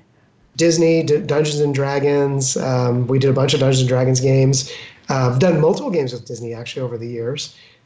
So yeah, licensed products a lot, and a lot of original products as well. Some games that had wonderful fan support, but maybe didn't quite get to the volumes we wanted. Yeah. Things like Renegade or Earth and Beyond. Well over 100 games that I've made over the years. And then I've done crazy stuff outside of the games industry as well. So it's been a really long and wonderful career. And I'm just so, honestly, just so thankful to have been able to live in a time where the world has been changing so much. And so I'm ADHD, and thank God for our industry where I can be a programmer and a designer and a finance guy and a business guy and do all these crazy things and actually be successful at all of them, because the companies and the times are growing and moving so fast. So yeah, I've really enjoyed it, and I'm not even close to done yet. I've got so many cool ideas. Even recently, we did this cool game over at Kixeye called War Commander. Rogue Assault, and it was just loads of fun to do a military-style strategy game on mobile devices. I was really proud of that game. Super happy with the way it came out. It's morphed a bit, as all games do that are mobile, so it's not quite the same game as what we started. Yeah. But I was super happy with what we launched. Which era of your career do you think about the most? The one I'm in right now. Well, I don't outside have of time that, to think about very much more. But no, not to be cheeky. I think the Westwood, there's two history points now that I really look back to, Westwood and Shufflemaster. And because at Westwood I had such a heavy hand in the culture of the company, and how we conduct our business and how we treated people. And I love the fact that at Amazon, the leadership principles and the code of conduct are so aligned with, honestly, what we did naturally. And nothing's perfect. There's certainly some people that have less favorable memories of the Westwood time, but it was definitely a great company that really pushed very hard, and we cared so much about our customer. Yeah. And then Master, because I was on the board of the company for 6.5 years, and I stepped off the board to be the strategy officer to bring it into a different direction around kind of products it was doing. And this is the gambling industry, gambling supply. But it was great because we got to build something on top of something that already existed and was working really well. So we got to go from good to great. And that was just an exciting time. And I worked with some of the best people in both of those. That it's always, when I think back about what's the best parts of my career, it's always about the people that you worked with and the products you made. You really don't remember. I can't wrap your head and think a bit to remember the numbers and the finances and the units sold. I mean, sometimes you remember that because it's just validation that you had success. But I think the stuff that really comes back and resonates is about the people. And one of the questions I asked in the postmortem to each person I interviewed was, what was your favorite memory of Command & Conquer? And time again, it came back to, it was just so great. We got a chance to play the game every day. We got a chance to contribute our ideas. Nothing was off the table. And because back then you had to build everything from scratch, we didn't inherit an engine.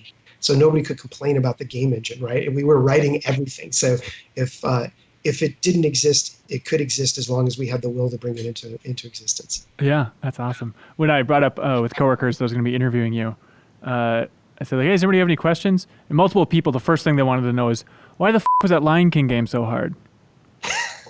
Well, there's a real answer there. Please. I know we're kind of off topic here. Disney had been doing some research on rentals at Blockbuster. So for those folks listening to this podcast that are not quite as long in the tooth as myself, people used to go and rent video games.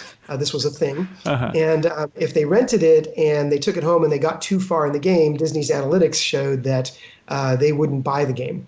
And so it was critically important to Disney that they not get more than a certain percentage of the game before one night's rental, which was, I think, they estimated 6 hours or 8 hours of play.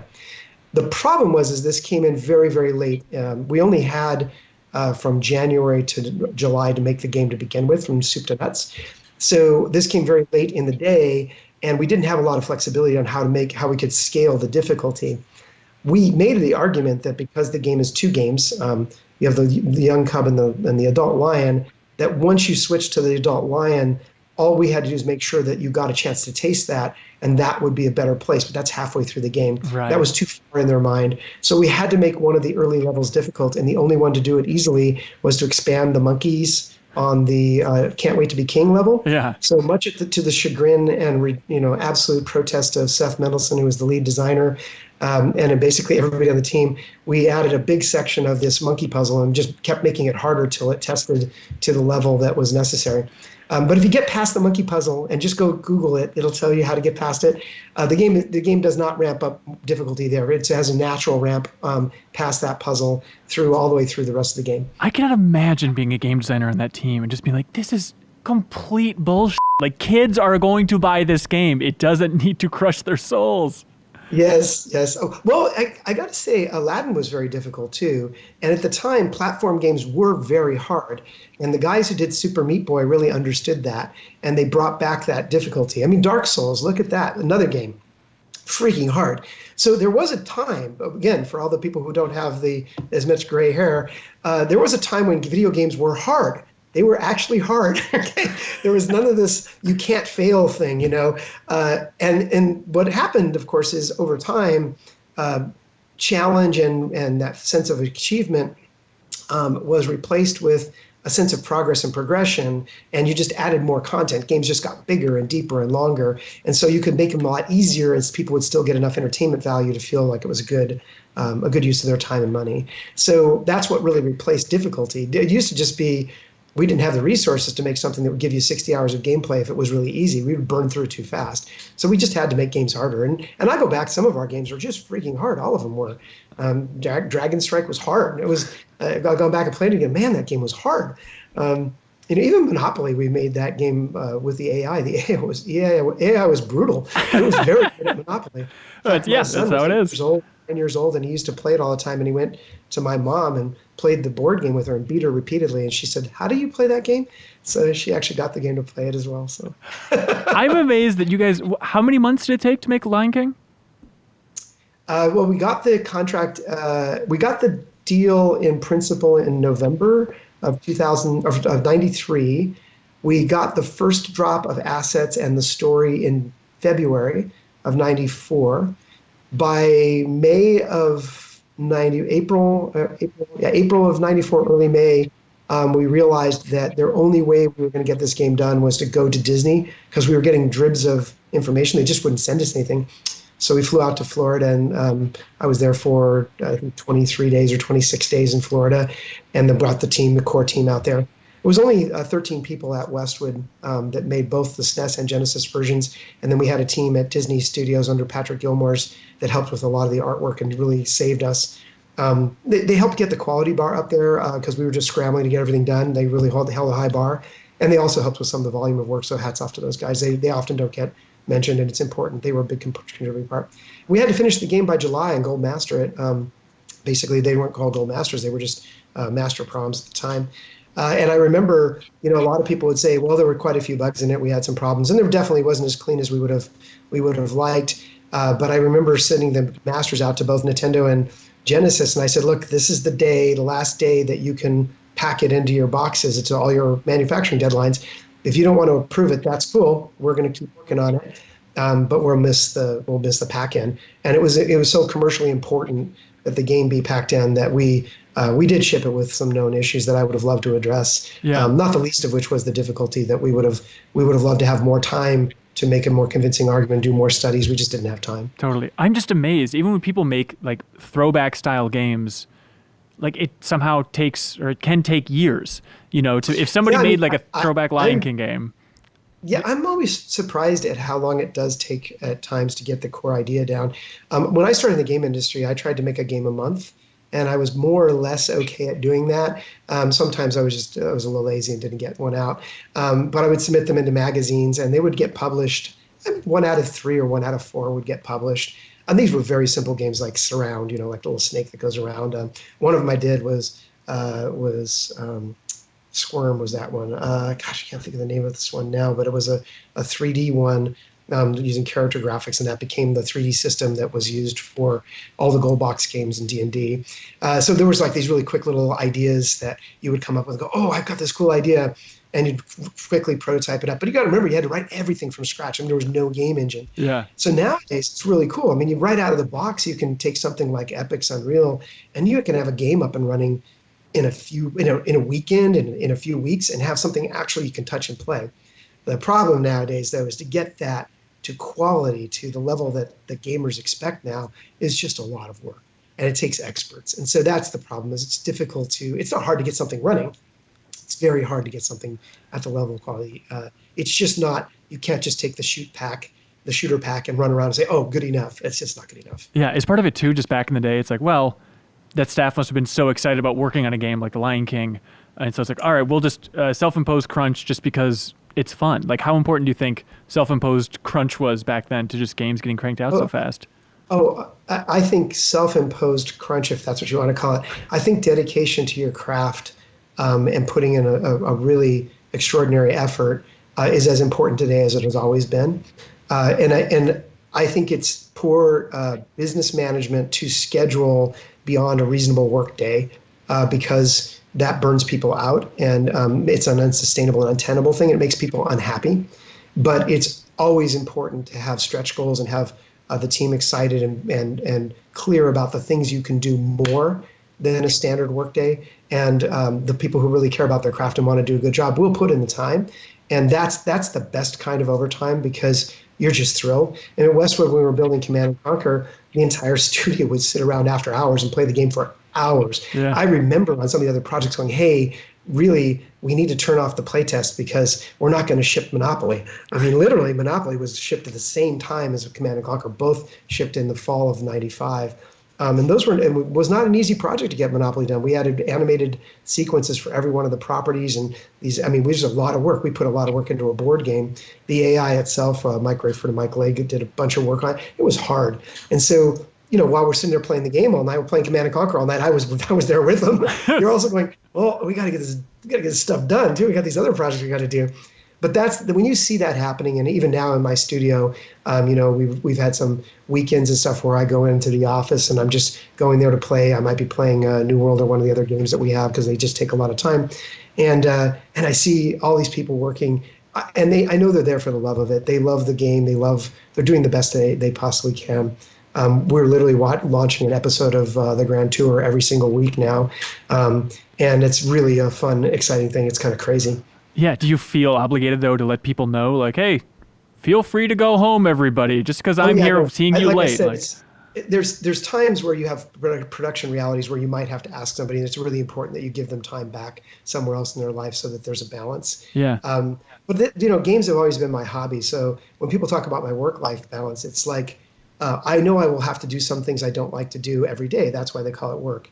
But at least if every day I do something I really love to do, I feel like I've achieved my balance. And I don't perceive it as being addicted to work. I perceive it as being addicted to being a creator and being addicted to having this incredible, I mean, honestly, this great fortune to be able to build things and to be able to work with experts in their crafts.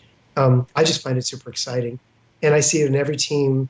I know a world-class team when I see it because they all put in so much effort. They care so much. And they'll push back hard if somebody tries to schedule them too much because they know that they need that time to get to high quality as well. Yeah, for sure. Well, with the remake of the Lion King coming out this year, if you had to make a new Lion King game, what would you go for? Okay, you'd get rid of the bugs and stuff like that, but would you change the genre? What's your vision for a Lion King remake game? Yeah, I don't know anything about that. Somebody else mentioned that to me. I have no idea what they're doing. So I guess the first question I would ask is am I remaking the Lion King platformer? Because if so, then I know what I would do. I have very strong ideas about that. If I was just going to make a game about Lion King, I think that there could be a third person. You have a character. The whole thing is Simba's journey. It's a rite of passage or journey of passage. So I think it would be critically important to have Simba on the screen. Like I certainly wouldn't do point of view for that. So I would definitely go third person or third character. And I think you could make an action adventure game that could be really exciting and fun. And you could bring the savannah to life. There could be some fun things you could do with around playing lion games. One of the things working on the game while they were working on the film, which was so neat, was all the research that the animators did on real lions and what they do. And if you look at the prides in Africa, the lions, especially the young female lions, they do a lot of essentially games that teach them how to hunt and such. And so I think it could be really fun to build up the skill of the ability that you're going to need to use as a lion doing that. So I could see it being a super fun thing. If you were doing the platformer, then of course you're going to do the butt bounce thing. But I would the pounce. But I think for the total clean slate, I would go for third person. I actually have no idea what they're doing too, so I could be way off on what they decided. Wait, on what? Who decided? You said a remake of Lion King, or remake for the film that's coming out this year. Oh, I thought you made a game. Somebody else mentioned a remake of the game. I'm like, I have no idea what you're talking about. So, that'd be interesting. Okay, yeah, no, the film. You're talking about the live. That's going to be kick-ass. Sorry, I was way off on a tangent there because I thought you were talking about this. So, no, that's the awesome. film I'm super excited to see. And I love the animators of Disney because they bring their craft to the digital realm. And of course, so much of Pixar's influence on all of that as well. So granted, they are very different studios. I've worked with Disney Animation Studios as well as Pixar. Those are different companies. But I'm super excited about what they're going to do for the film. I saw that opening sequence and it put a lump in my throat the same way the original did. That's actually how I got to do Lion King. Was we were sitting at Virgin and Martin Alper said, I've got a project I think you might be interested in. And he knew I love Disney. And I'm like, you know what? Not really. Don't want to. We got so much stuff going on. He goes, you come and see the first 5 minutes. And if you see the first 5 minutes and you don't want to make the product, we're done and we're fine. And I'm like, bastard. Of course I had to do it. So You should have just called his bluff. Just watch the Circle of Life opening and just be like, meh, I don't think this film's going to be a hit. We're good. And just walk out of there. Just see how they react. There was a lot of controversy at the time because the former animal movie Disney had done was Oliver and Company, and it didn't work out well. And so there was a lot of risk associated with that. Who's going to go see an animal movie by Disney? They want princesses.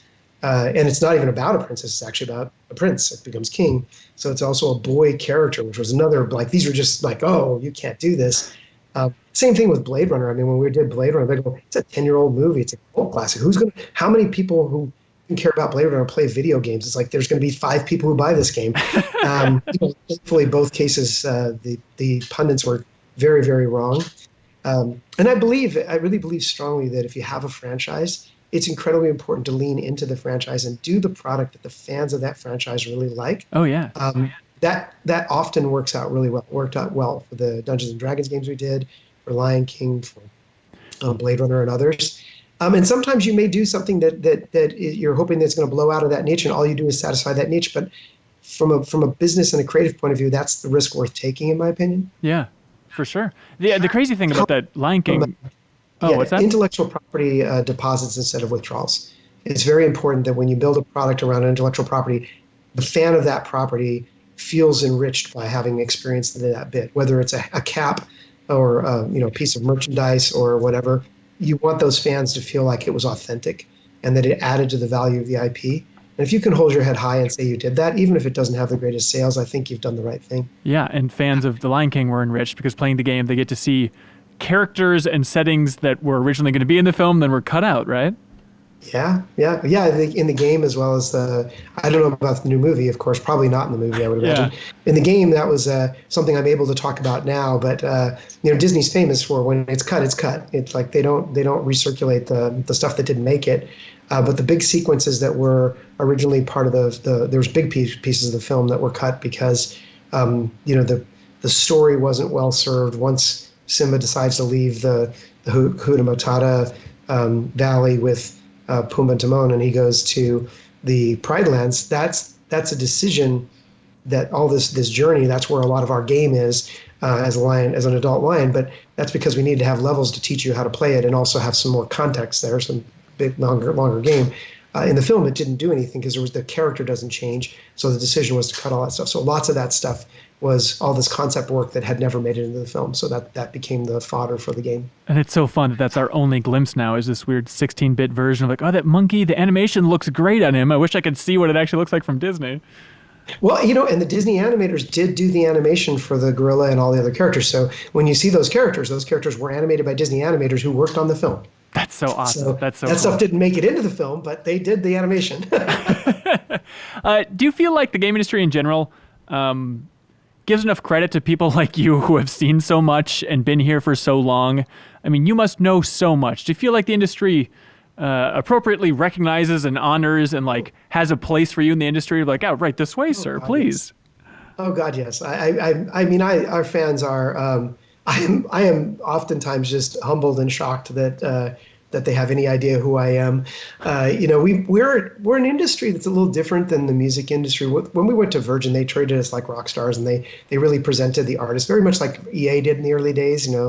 But I think just like the postmortem we're doing for Command and Conquer, I think anybody who's going to be very genuine has to recognize that it's a team effort, and that even if you have a creative genius, that creative genius is not going to be successful unless he has a team of people that are willing to buy into that vision and put in just their own heart and souls. And so I think the industry is very kind and very generous and extraordinarily supportive of individuals.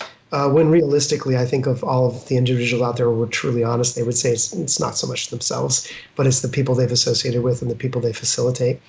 I believe in service-based leadership, and I believe in the best way to get best results is to make sure that the talented people that are building things have all of the restrictions and roadblocks removed as much as possible. Yeah. So I'm very fortunate to be the face of and the voice of so many games that I've worked on. But even games like Blade Runner, where I was the technical director, the art director, and the executive producer, it could not have been done without David Leary, without Mike Legg, without Donnie Miele, without Joe Kukin. I mean, time it up, Aaron Powell. I mean, without those folks, there just couldn't have been. It wouldn't have been what it was. And so that's also why the postmortem for CNC is focused around the voices of the people who contributed. They're the ones who made it magic. We were there to make sure they were able to. And Brett is definitely the one behind the vision, and you'll hear that in his video. And working with Brett is definitely it's sometimes a challenge, but that's the personalities that are out there. I think I'm probably not quite as hard driving as some of the other ones that have had success. My style works for me. Their style works for them. I don't judge it. Yeah, sure. So this GDC panel, is it going to be streamed? Is there going to be an archive? How can people watch it? Yeah, there will be. It'll be recorded. Okay. There will be an archive. For all the people going to GDC, I really strongly suggest you go there in person, because there will be video pieces that are there, but there's also live interviews. And there will be actually some live events that I'm not going to give away that are worth going to. Seriously worth the price of admission. So. Okay, what a tease. Anything else you'd like to say, sir? No, just thank you very much for the time on the podcast here, and I hope everybody comes to the show for GDC. I'm part of a team of people that work extremely hard to make a great educational event that's also just a lot of fun to go to. And I couldn't be prouder of my association with the Game Developers Conference over the past, I want to say it's 16 or 17 years now. It's been a long time. I'm super proud to be a member of the board. And just very happy and humble to be in the games industry where just a guy who likes to make fun things happen can be treated like a celebrity. Yeah, there we go, like a king. Cool. All right. Godfather. Yeah, exactly. No, thank you so much for your time, man. I really appreciate it. My pleasure. Take care. Absolutely. And thank you so much for watching and listening to this episode of the Game Informer Show podcast. Be sure to tune in tomorrow. We have a bonus episode all about Obsidian's The Outer Worlds. So tune in for that, everybody. Bye.